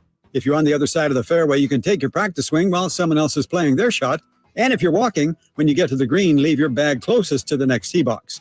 Golf is social, but tell your great story while you're walking the fairways and not on the tee box or putting green. Next, don't be delusional. If there's only a remote chance of reaching the green or clearing a hazard, just lay up. The group behind you will love you for it. If you have to take a call, move away, and maybe even sacrifice your involvement in the hole to keep things moving. And last is not hitting the ball. PGA Pro Mike Bender wrote golf's 8-second secret and argues that the time from when you set your lead foot, step over the ball, and swing to finish should take 8 seconds, but most take twice that long with practice swings, waggles, and whatnot. For a bogey golfer, that's an extra 12 minutes times 4 golfers. Remember, golf is a game. Have some fun, but do it expeditiously. That's your Golf to Go. I'm Frank LaRosa. The sewer system. It's probably the last thing on your mind, and that's okay. Because at the Sacramento Area Sewer District, it's our first priority. As the region's largest sewer utility, we own and maintain thousands of miles of sewer pipe. And our job is to get to your sewer problem before it interrupts your life. So whether you've got a slow drain or a backup, call us first, day or night. The Sacramento Area Sewer District. It's a dirty job, but we're happy to do it. Hold on to your Santa hats because Elk Grove Kia is turning up the holiday heat with deals that'll leave you saying no, no, no money down. This Christmas, keep your wallet at home because Elk Grove Kia is making your dreams come true with 0 down payment. That's right, absolutely nothing out of your pocket to drive home in a brand new Kia today. Or if you're ready to slay the season in style, picture this, the award-winning 2024 Kia Telluride S all-wheel drive, the hottest sled in town, for just $439 per month plus tax. You heard it right, only $439. So whether it's the sleek 2024 Kia Telluride or the no money down offer, Elk Grove Kia says 0 hassles and 0 worries. ElkGroveKia.com. Qualified applicant, 0 down. Sample spot number GK9133, 48 monthly, 0 down. Model number C3422, Telluride, 24 monthly, 439 plus tax, 495. Dual signing, 0 security, plus precision, 33,352, and years December 1 GK93, expired 12. Elk Grove Kia.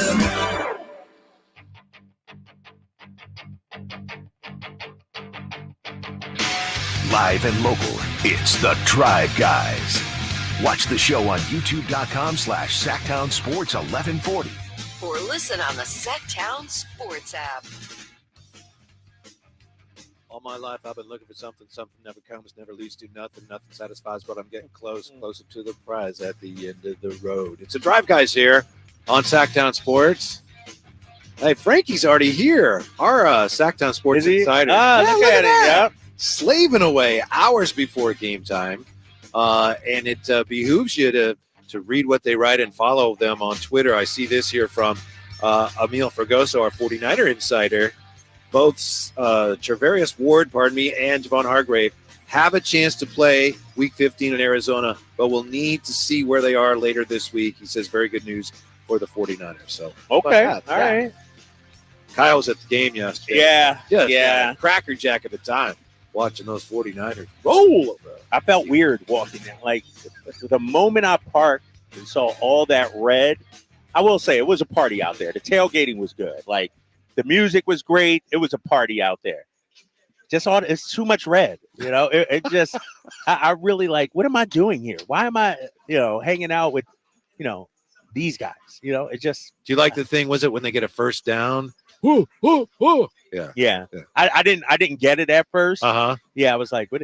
And then by like the third quarter, I was like, all right, okay, I see what they're doing. Yeah, it was kind of. What does that? That's from the movie 3000, I think. Is that what it is? Okay, all right. Yeah. All right, I wasn't sure why they did that. All right. Yeah. Something like that. Yeah. So a good atmosphere out there. That was a feel-good game. 49er fans went out there knowing we're probably going to beat this team. But the Seahawks made it more interesting than I thought they would. Yeah, with no Geno Smith out there. I thought Drew Lock played well, first half especially. I go back to, there was a play, I think it was second quarter, 4th and 2 from about the 48, something like that. And Pete Carroll decided to kick it. And I said, nope. Against the Niners, you got to score touchdowns. And, I think the Niners went down and scored. That was that Brock Purdy to Deebo Samuel touchdown. And I said, see? And if you would have scored, you would have got the ball back to start the third quarter, too. It was your ball, And so I'm like, all right, now you're up. You're in a position. But he punted it away, and the Niners, I think, went down and scored after that. I know you saw that DK Metcalf was involved in that scrape. Yeah. Did you see how frustrated he was at one point? They have behind the bench, they have these, it looks like they're PVC things, and they're helmet warmers. On them. Yeah. And he destroyed that with his helmet. I didn't see that. I didn't see it. Oh, man. Yeah, because, I think he was open. He wanted to get involved. He was a little bit early, but he wasn't getting the ball, and they were – that team is sinking fast now. What's a few that, weeks 4 ago, straight losses? Yeah, like that. Yeah, for the they're first reeling time right now. since Pete Carroll has been the coach. So very frustrating day for them. Yesterday. Yes, and they're pretty much. I don't want to say done, but I think they're done. How about? I'll say they're done. Yeah, they're done, right?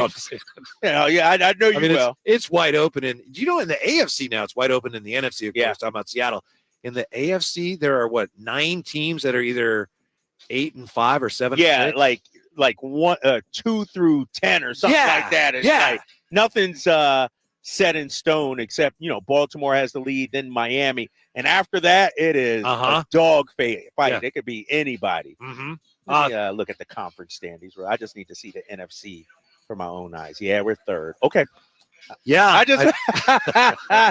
just wanted to see. Hey, there's no shame in being a wild card team, Hey, Niners were there last year, right? Currently they in the exactly AFC, we have the Steelers, Colts, Texans, Broncos, Bengals, and Bills, all 7-6. Yeah. Wait, the 49ers were not a wild card team last year. It was 2 years ago. Yeah. They were division champions. They were. Yeah, I forgot. They got hot 2 years ago, right? Wasn't it 2 years ago? They were wild card. That sounds that right. Yeah. 339-1140, 1-800-920-1140. Michael has been hanging on. Apparently has a bone to pick about something we said about De'Aaron Fox. Michael, thanks for listening. You're on with the Drive Guys. What's up? No, just coming down the roadway, and I've heard Kyle. I thought he kind of fell on his head. I was a little worried about him or something. Twice he keeps saying that waiting for De'Aaron to make that big leap.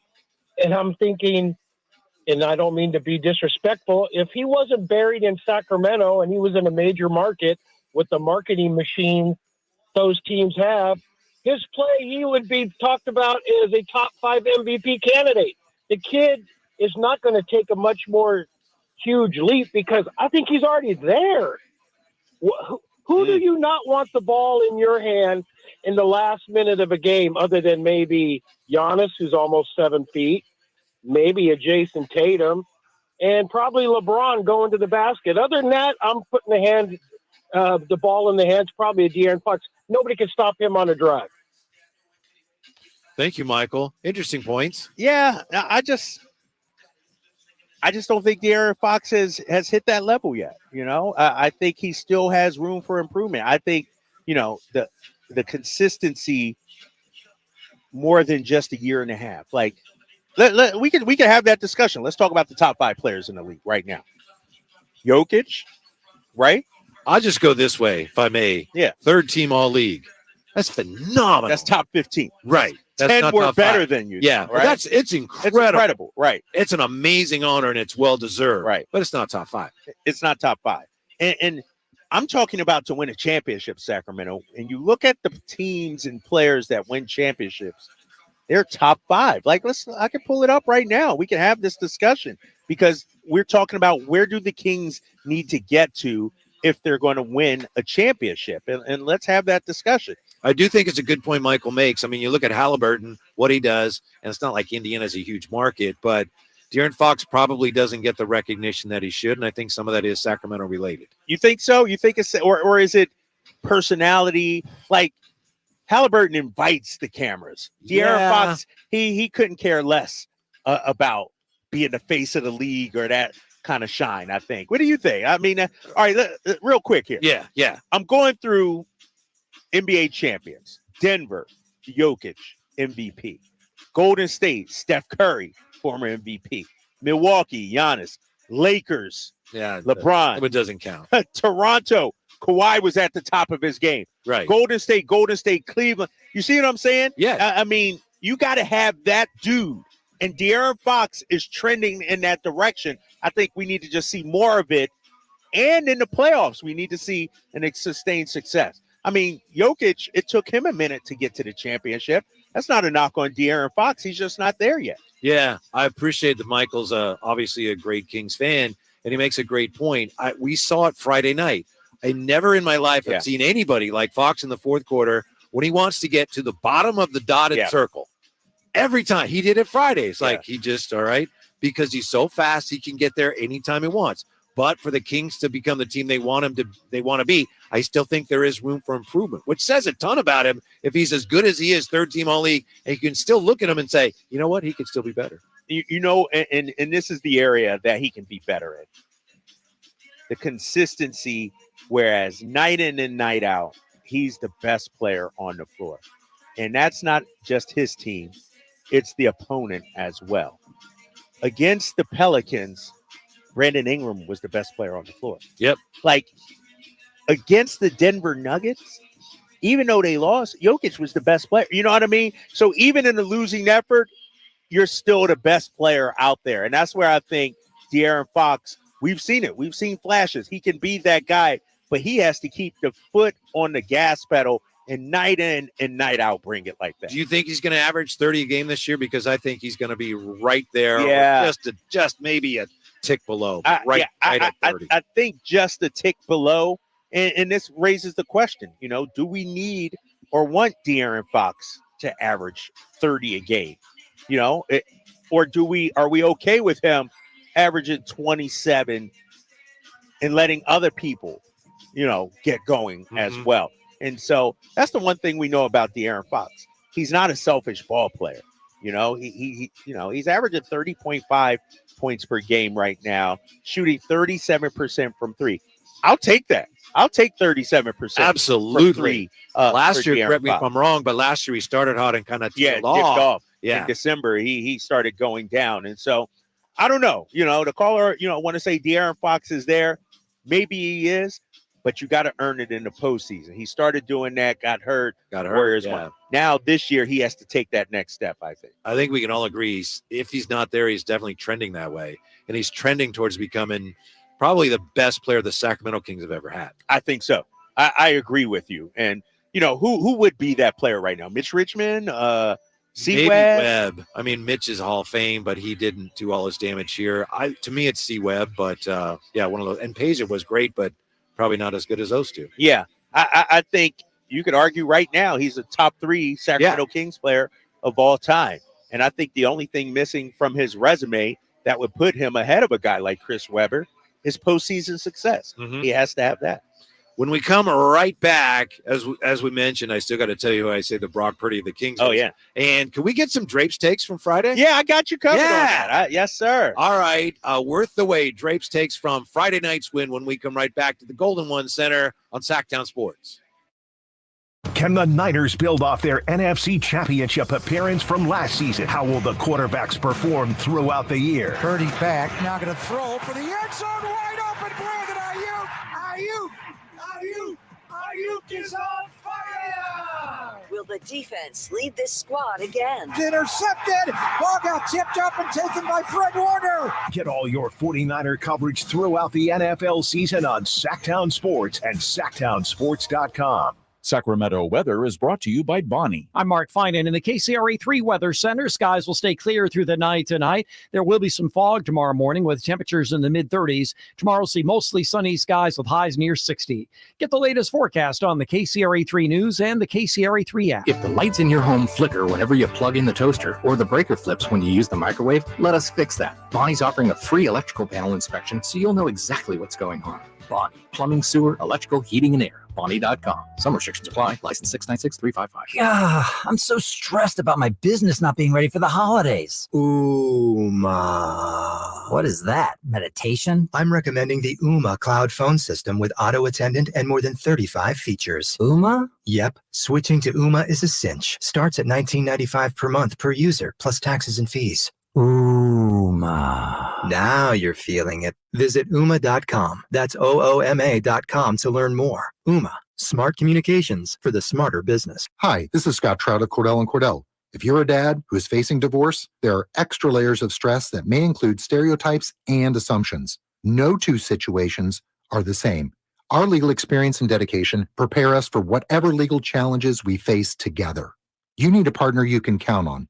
For more than 30 years, Cordell & Cordell has represented men in divorce. 500 Capitol Mall, Suite 2060, Sacramento, California, 95814. Online at CordellCordell.com. Save big every day during Lowe's 25 Days of Deals. Save $100 on select Masterbuilt smokers for the grill enthusiast in your life. Plus, get up to 55% off select smart home gifts for everyone on your list. Order eligible in-stock items by 2 p.m. to get same-day delivery. Lowe's knows deals every day. Valid through 12/13 while supplies last. Selection varies by location. Delivered by 8 p.m. Subject to driver availability. Fees vary based on purchase. Additional terms apply. See Lowe's.com/same-day delivery for details. Dell's holiday event is one of their biggest sales of the year. Shop limited time deals on laptops like the stylish, innovative XPS 13, engineered to do it all on the Intel Evo platform. Plus, save big on ultra-sharp monitors and top brand accessories. It's the perfect time to upgrade any home, business, or gaming setup powered by Intel Core processors. Shop now at Dell.com/deals to take advantage of huge savings and free shipping on everything. Again, that's Dell.com/deals.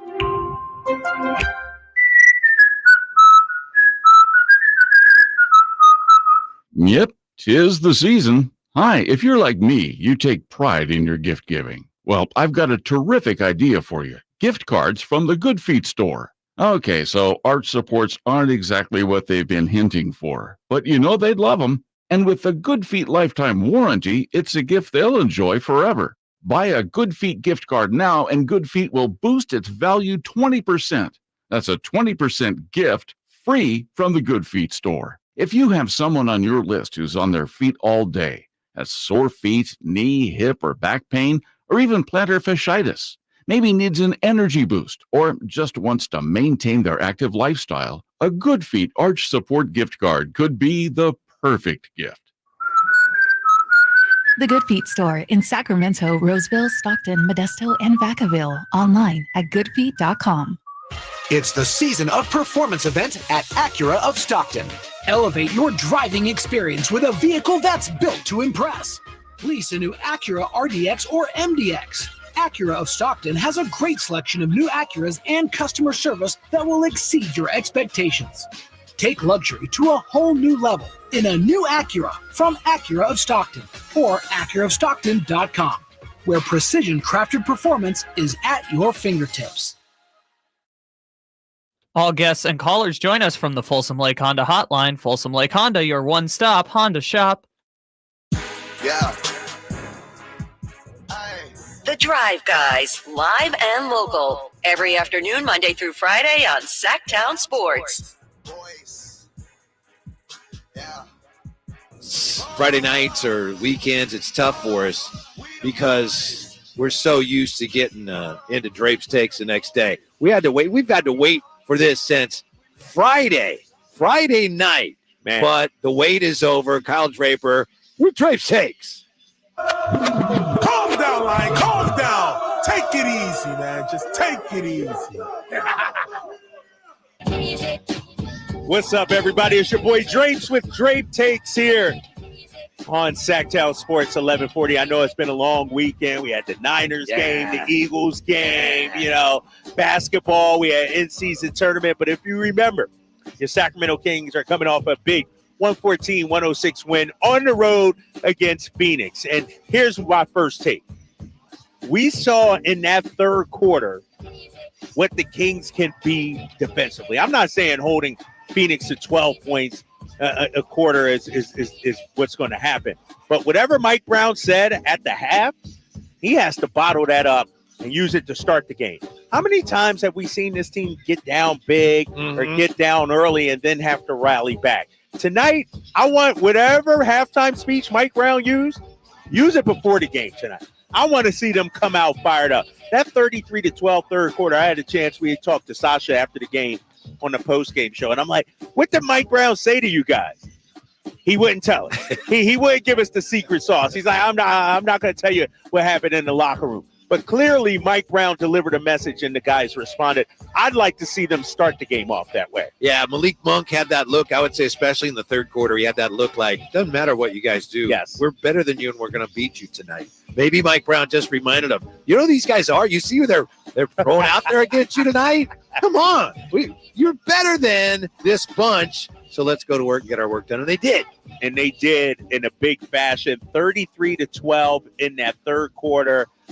31 they put up in the fourth. Phoenix scored 35. But by then the Kings were cruising. My second Drape Takes is that guy on the floor right now, Sasha Vezenkov, his best game as a member of the Sacramento Kings.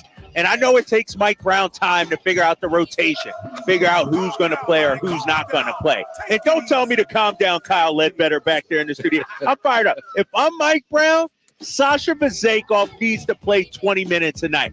Here's your rotation. You got your starting five. You got Malik Monk. You got Trey Lyles. You got Sasha. And then whether you want to go Keon, whether you want to go Davion, you could throw in JaVale McGee. But your top 8 should be set. And to me, Sasha is part of that. He's earned that spot. He hasn't earned it yet. If he plays... He hasn't earned it yet in your book? Yeah, not yet. Not yet. If he continues to play like he did Friday, we got no issues. But I'm not ready yet to just say, all right, 20 minutes a game are yours. He's got to show me that he knows what he's doing and cares about what he's doing at the other end. I want to give him those minutes. The dude had 3 steals. He had 3 steals. Come on. What do you mean, come on? That's a defensive He blocked a shot. He's a good defender. That's a defensive stat. He had step in the right direction. I want to. Coach and I want to give him the minutes. We're not quite there yet. Maybe tonight he can seal the deal. He had 14 points, 3 steals, 5 of 7 from the field. And so Monday I couldn't even keep him on the floor against the Pelicans. This is a EuroLeague MVP. Put some respect on his name. Put him in the rotation, 20 minutes per night. All right, the third and final Drapes take, the evolution of De'Aaron Fox. He started off slowly in that game. I think he was 3 of 11 at one point. Looked pretty average. Yeah, it looked pretty average, and I was worried about him. I'm like, uh-oh, it's going to be a rough night. The Suns are going to get us. De'Aaron's off. But what he did in that fourth quarter is something we have never seen from De'Aaron Fox. That's right. 23 points in the fourth quarter, the most he scored in any quarter in his entire career. I need that De'Aaron Fox every single game. He had 34 points, 7 assists, and only 2 turnovers, also had a steal. If De'Aaron Fox is going to be an MVP candidate, is going to be a top 5 player, he can't have nights with 16 points. He can't have nights with 14 points like we saw against the Pelicans.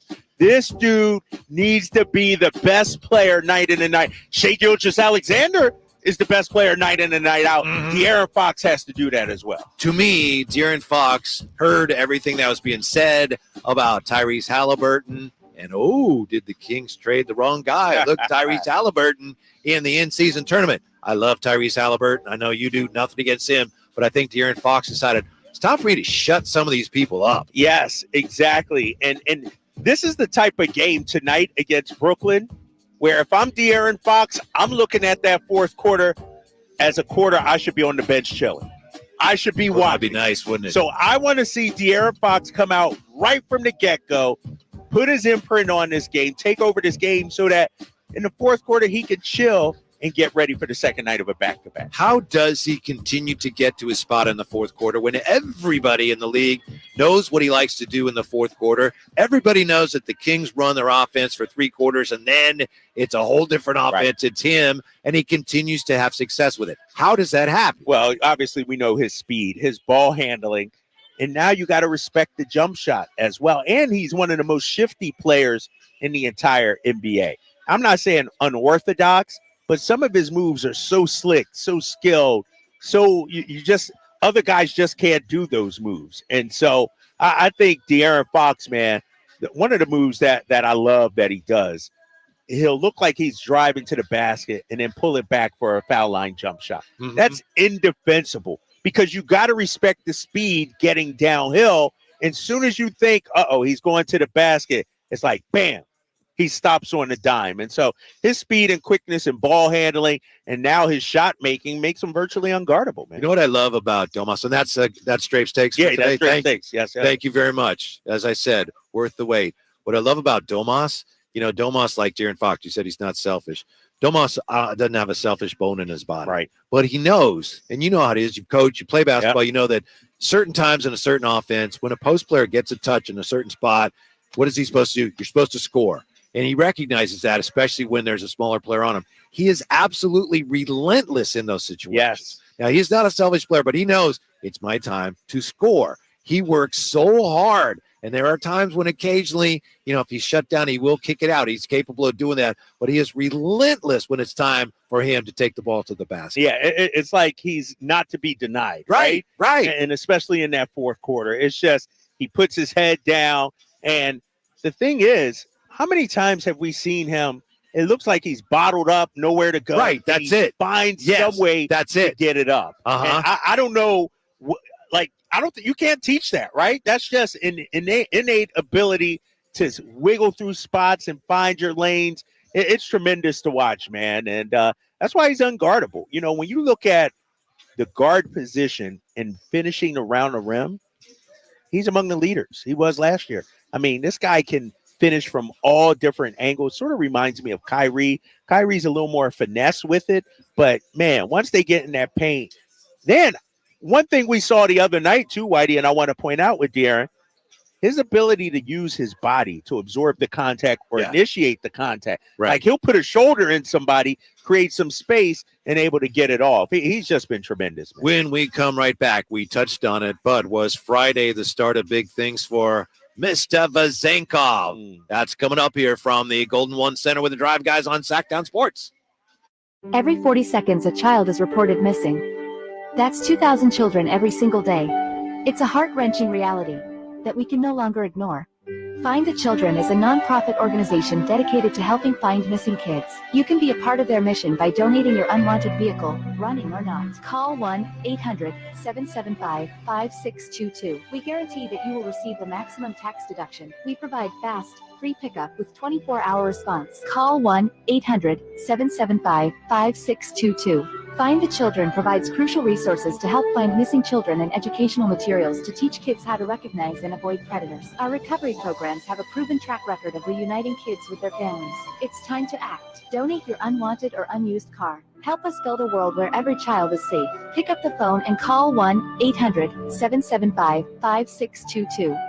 Together, we can bring these kids home safely. This advertisement was paid for by Cars R Us and Find the Children. Guys, did you know your testosterone level impacts your energy, libido, sleep, weight, hair loss, mood, and even ED? And right now, Revive Men's Health Sacramento will check your testosterone for free. They've helped thousands of men since 2011 feel and perform better. They're so confident they can help you, they even guarantee it. Schedule your free testosterone test, exam, and consultation today. Call 916-277-8599. That's 916-277-8599. Or visit ReviveMen'sHealth.com. Red Hawk Resort Casino is an entertainment experience like no other.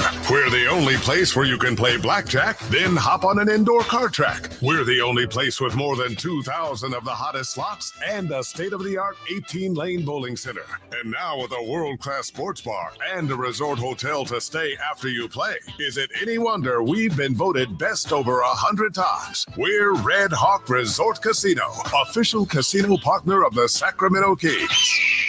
Folsom Lake Ford has trucks. The F-150s are here. Explorers, Expeditions, and a huge selection of Broncos and Bronco Sports. They're in stock now at Folsom Lake Ford. Shop Folsom Lake Ford, your truck headquarters, right here in Sacramento for your favorite Ford models at good, fair prices. Short on cash? Buy any new Ford with zero down. Save big with low interest finance rates. Plus, Folsom Lake Ford is paying top dollar for all trades. We want your vehicle regardless of mileage or condition. This could be the best time to buy a new Ford. Check out the huge inventory online at FolsomLakeFord.com or stop by the dealership and see the most recent arrivals. Looking for something special? Give them a call and tell them Doug Christie sent you. Folsom Lake Ford in the Folsom Auto Mall. Your trusted dealer, my trusted dealer for over 30 years. FolsomLakeFord.com. Zero down with approved credit. At Jim Boy's Tacos, you get a ho lot of flavor for under $10. Our classic #2 combo meal spreads cheer with a parm-dusted ground beef taco, scratch-made bean and cheese burrito, and a soft drink. So jingle on down to Jim Boy's or order online at participating locations. Woo-hoo-hoo! Jerry and Kenny here from Bell Brothers. And if you've even thought of replacing your old, outdated, inefficient windows, now is the time to take action. Right now at Bell Brothers, when you buy one window, you'll get the second one for 30% off. That's right. Buy one, get the second one 30% off. That's real savings, up to $6,000. You have to buy at least 4 windows to qualify, and you can't mix windows and doors. But beyond that, every second window is 30% off. For example, when you buy 10 windows, you will get 5 windows at 30% off. We also have 0% interest financing available for qualified buyers. Call for details. To take advantage of our buy one, get one 30% off sale, call Bell Brothers now at 916-444-1234 or find us online at theNoSurpriseGuys.com. The No Surprise Guys, Bell Brothers. KHTKAM Sacramento, KYMX HD2 Sacramento.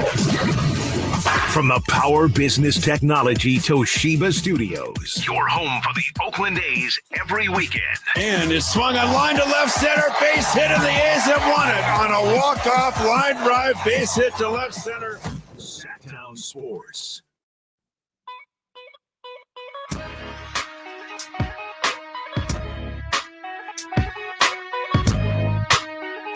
Live and local, it's the Drive Guys. Watch the show on youtube.com/Sactown Sports 1140. Or listen on the Sactown Sports app. Well, we have royalty with us. He just came by to say hi, and I roped him into a few minutes with us. Kyle Draper, Whitey Gleason, and the longtime legendary voice of the Kings, Gary Gerald, with us. G-Man, thank you so much for your time. Oh, anytime. Yeah. This is an interesting stretch coming up. It's so nice to be home leading to the holidays. Of course, we're going to pay the price later on. I've got some long road trips coming up, but 7 of the next 8 starting tonight on this floor at Golden One Center. and not easy assignments, as we all know. Yeah, we got Brooklyn tonight, G-Man. What stands out to you in your research as you get ready for tonight's game? What stands out to you? Well, a couple of things. The fact that they're so doggone good at the three-point line. Yeah. They've got 7 guys on their roster that are averaging more than 2 made threes a game. That's virtually unheard of in the NBA. They're number 1 in percentage. They're number 1 in corner threes. They're number 1 in rebounding, which is a huge turnaround. They were in the bottom 3 last year. In fact, they were 29th. Mm-hmm. And offensive rebounds, they're, I think, number 6. So, they've got an interesting package of talent put together.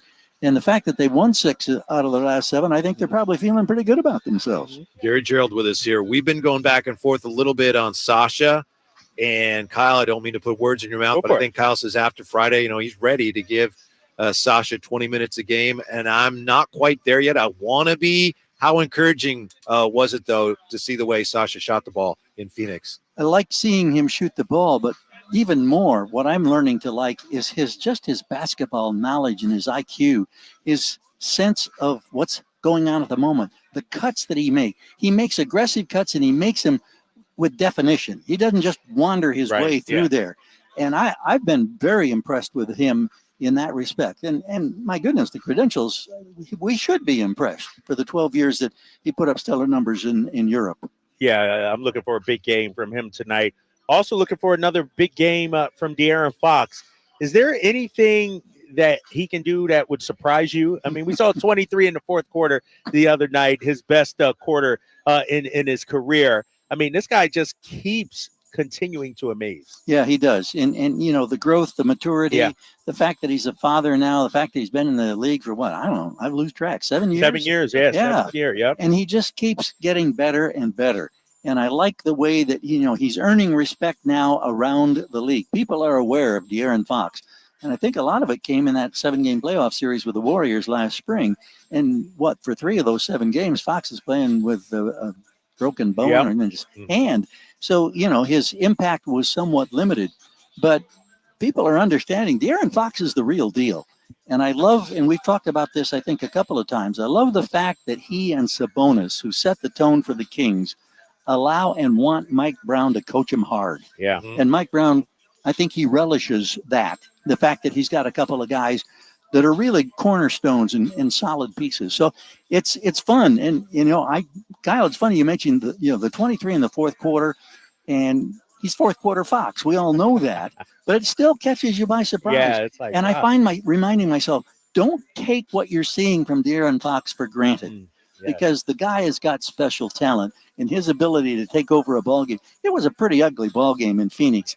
And considering that they were without a couple of their key starters, and the Kings were having, struggle, they couldn't really, get separation that they wanted.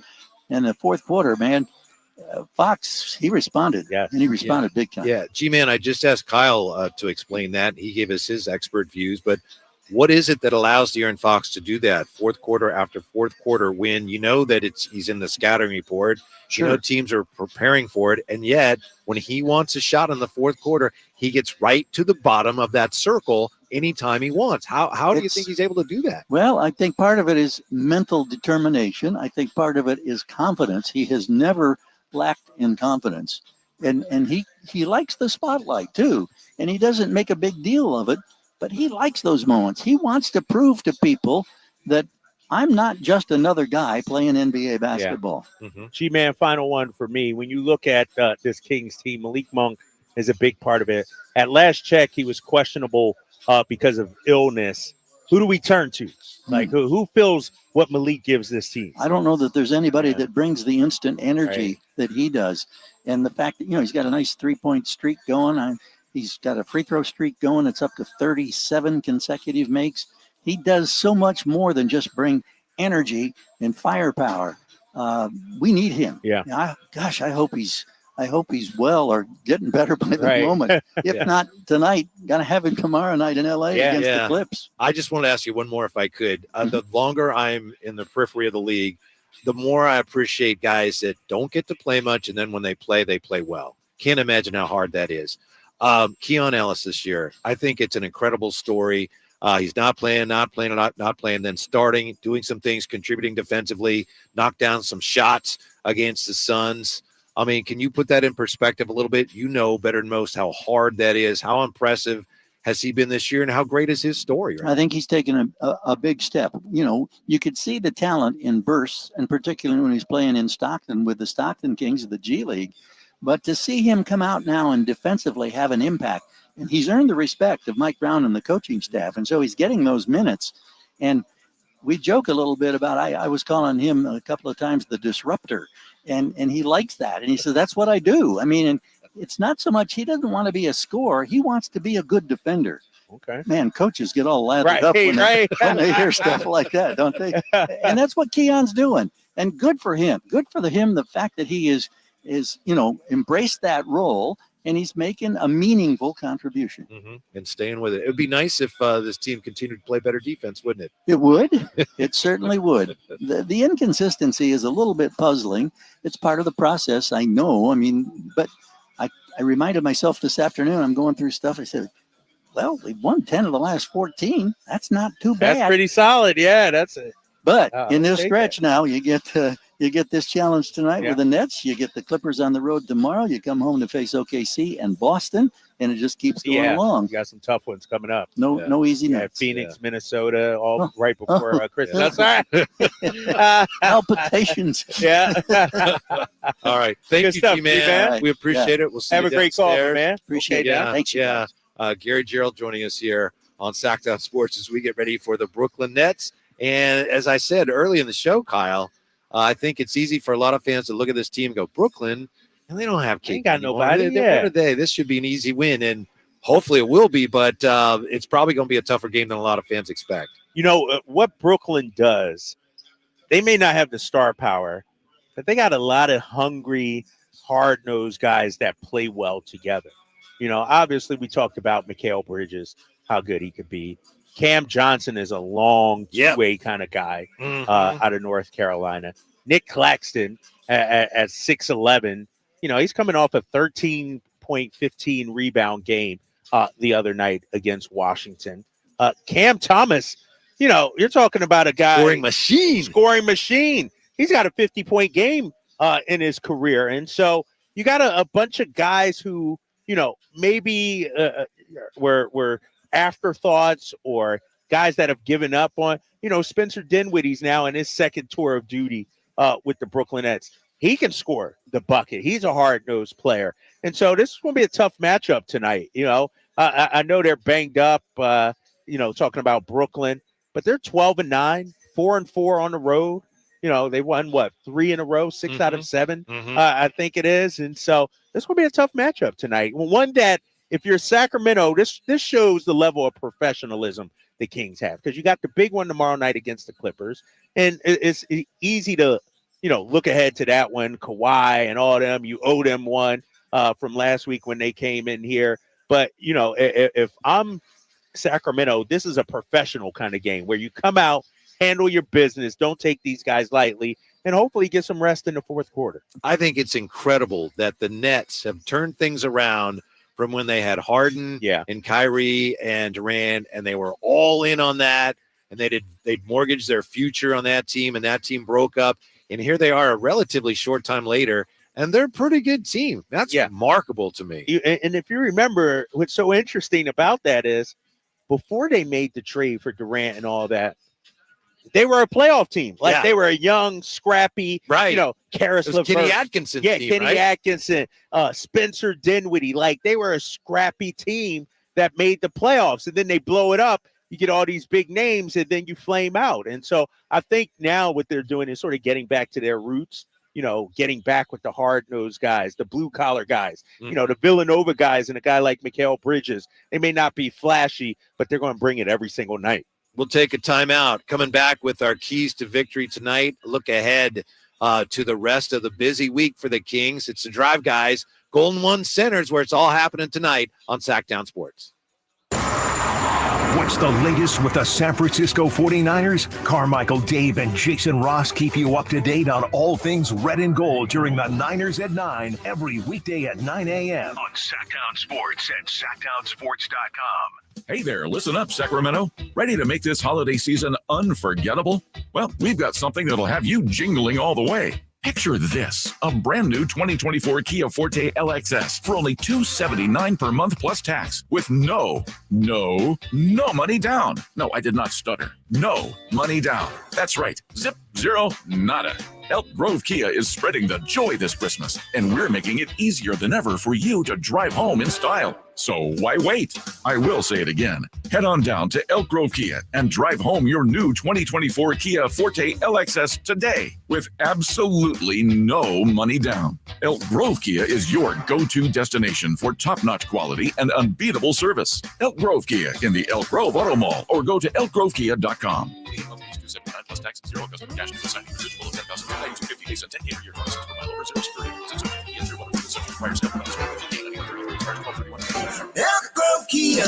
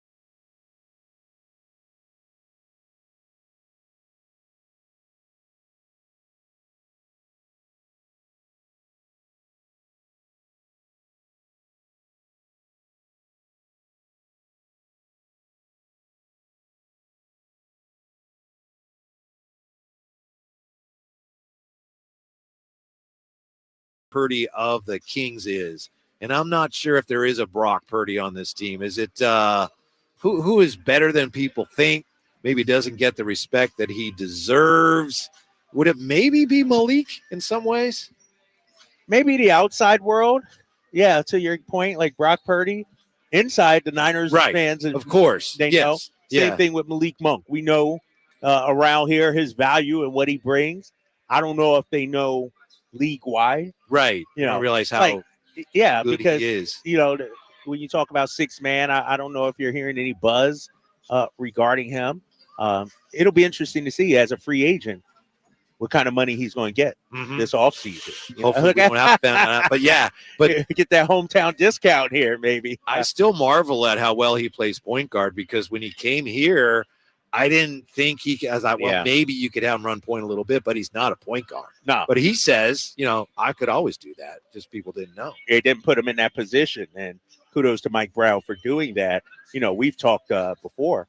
You could argue he's their best perimeter playmaker. You take out Sabonis, probably the second best playmaker on this team. And, I love watching him play because we know he can hit the big shot and everything. But if you're JaVale McGee and you're playing with Malik Monk, how much fun is that? You're DeMontis Sabonis. How much fun is that? Think about it. If you're Domas, instead of, you setting other people up, now somebody's setting you up for easy buckets. And so he's a joy to play with, man.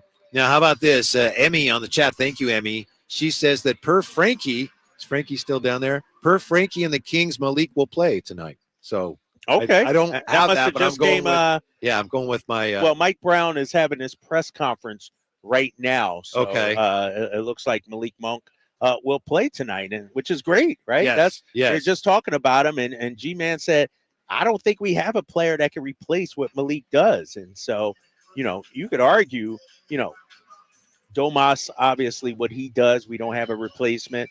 Fox, we don't have a replacement. And then after that, Malik, we don't have anybody that does what he does. There's really no one on this team, at least anyone who plays a lot, that is not totally bought in, is there? There may be some people on the bench that have issues. I don't know, and we don't need to go there. And I don't know, and I don't want to speculate. But that's one of the things about this team that makes it click, is that Sabonis and Fox set the tone. And then you got a guy like Monk's like, yeah, I'm coming off the bench. I'm good enough to start, but I'm okay with it. And you do have, in a short time, they've established something that I guess I would call, for lack of a better term, a culture, and it's something that's helping this team win. It's positive, right? It's all positive. You don't hear any naysayers, guys complaining about minutes. When I first got here, we had some of that. We had guys pouting because they wouldn't get time. But he healed. Excuse me. I'm sorry. I don't know who you're talking about. Whoa. Did you say that? Yeah. And some guys, were unhappy with their roles. And even if guys are unhappy with their role right now, you don't hear about it. You don't see it, magnified out there on the court or on the bench, anybody getting upset. And so that goes to Mike Brown, obviously, but also to, I'm watching Doug Christie flop around on the ground right here. He's being silly, but also to the level and the kind of people Monty McNair brought into the organization as well. Yeah, I would say that on any team, there probably should be one or two people that aren't thrilled. The people that aren't playing, unless they're, just rookies, right? They shouldn't be thrilled. It's a matter of how they handle it. What are they going to do about it? Are they going to try to talk to other guys and foment dissent, or are they going to put their heads down and work harder to improve their situation? Case in point, a guy like Davion Mitchell, loses his spot to Keon Ellis. He could be disgruntled, pouting over there. He's not. I don't think he's that kind of guy, but that's a hard pill for him to swallow, I would imagine. And we saw him, I think it was last week or maybe a couple of weeks ago when High Flyer was here. He was out here at 3:00 getting ready. So instead of pouting, crying, he's in the gym. He's putting in extra work to try and get his spot back. How scary are the team the Kings are playing tomorrow? One game at a time, but they just fell last time they played the Clippers, and the Clippers are still – it's easy to see the flaws, but it's also easy to see how good that team could become. Yeah, and I think they're, finding their groove to an extent. When you look at, some of their games as of recently, let me pull it up right here. They had that big win over Golden State when they got down by 22, I think it was, and it was at home, and they rallied back. One thing, they've won 3 in a row, actually, 4 out of their last 5. They beat Denver. They won at Utah.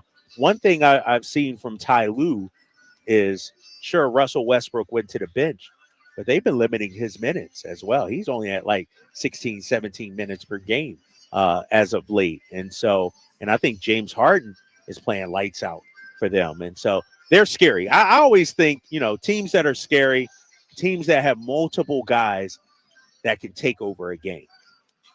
As much as we talk about James Harden, he still can occasionally take over a game. Paul George, Kawhi Leonard, those guys can take over a game. How many guys do we have that can take over a game? See, you see what I mean? I do. That's what makes me concerned about this team, because tomorrow I'm talking about the Clippers, because Kawhi might not have it, but Paul George could go for 40. Right. James Harden could go for 35. And so they're hard to scout against, hard to match up with. I think our perimeter defense, we talked about that 3-4 position, that's critical tomorrow, obviously, against Paul George and Kawhi Leonard. There's also this, Kyle, and I know you haven't been in Boston. You know this very well, although this was just a couple years ago. Here we are. It's not even Christmas yet. We don't know what we have. I go back to 2 years ago, the year the Warriors and the Celtics played in the finals. Into January, people were looking at the Celtics. Yes. Like, it ain't working. They wanted to fire. They got to break up the Tatum and Brown. It's not working. And then about mid-January, they just took off. Everything clicked, and they made it to they would tell you they probably should have won the finals. Yeah. They should, but they made it all the way to the finals. And going into January, they looked like bunch of underachievers, a team that had to be broken up. So we really don't know yet what we got as far as the best team. Yeah, I agree. And they were, fans were clamoring for them to fire Ime Udoka at the time. I think what you saw in that situation sort of reminds me of LeBron's first year in Miami, when him and Spoelstra, butted heads. Ime butted heads with some of the players, but he held them accountable, and he was hard on them. And eventually what happens, and what happened in that case, you start getting together, sealing together some wins, and then the players start buying in, and then the coach looks great. And I think the same thing happened here in Sacramento, except that it happened at a quicker pace, in that, Mike Brown came in, he challenged Domas and Fox, but then they went on that 7-game winning streak last year. And now it's like, see, what coach is preaching to us, it works. And now you buy in. That's how you buy in. And that's why, like G-Man said, Fox, Malik, Sabonis, Mike Brown can ride those guys because they bought in. they've earned his trust. Now, Friday night, while the Kings are beating Phoenix, the Warriors were in the midst of blowing another game. I watched that. Yeah. Where last time they played OKC, Holmgren, they didn't foul, and Holmgren makes 3 and forces overtime. And this time they did foul, but Draymond Green with a terrible foul, fouling Holmgren as he shot. They lose in overtime.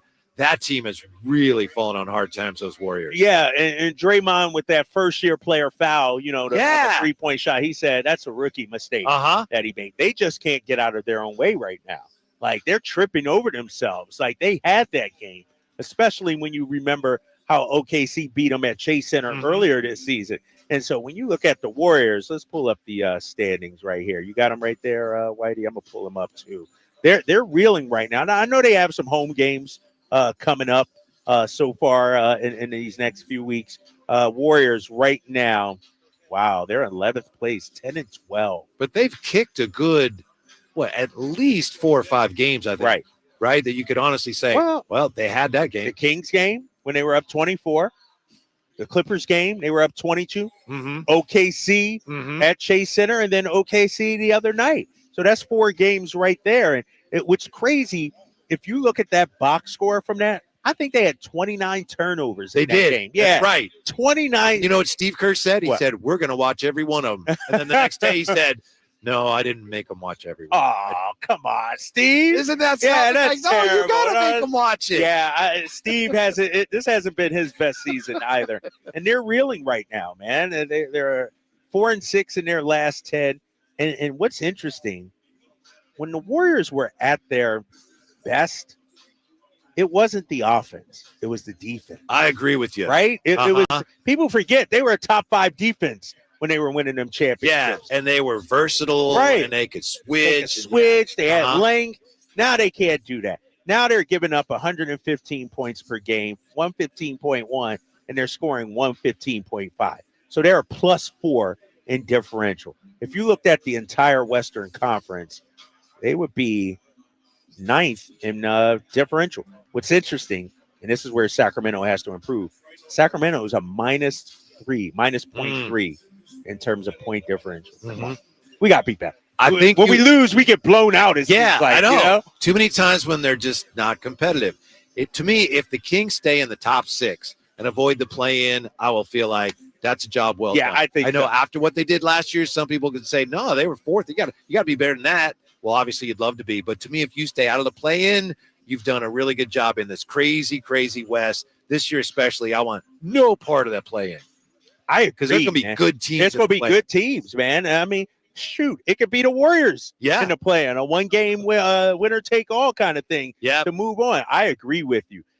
Even if it's a 6 seed, when you look at the NBA standings right now, the 6 seed, who would that be? That's us. Well, we're the 6th right now. The 3rd would be Dallas. Yeah. Bring that on.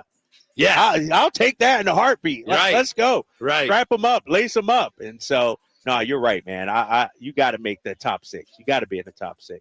Kyle Draper tonight, NBC Sports California. And, of course, you want to check out the Kings and the Nets right here on Sactown Sports. Thanks, Kyle. Yeah, appreciate it. Thanks for sharing all your stories of your horrors yesterday. Never again. Horrors. Never going to Levi again. At Levi Stadium.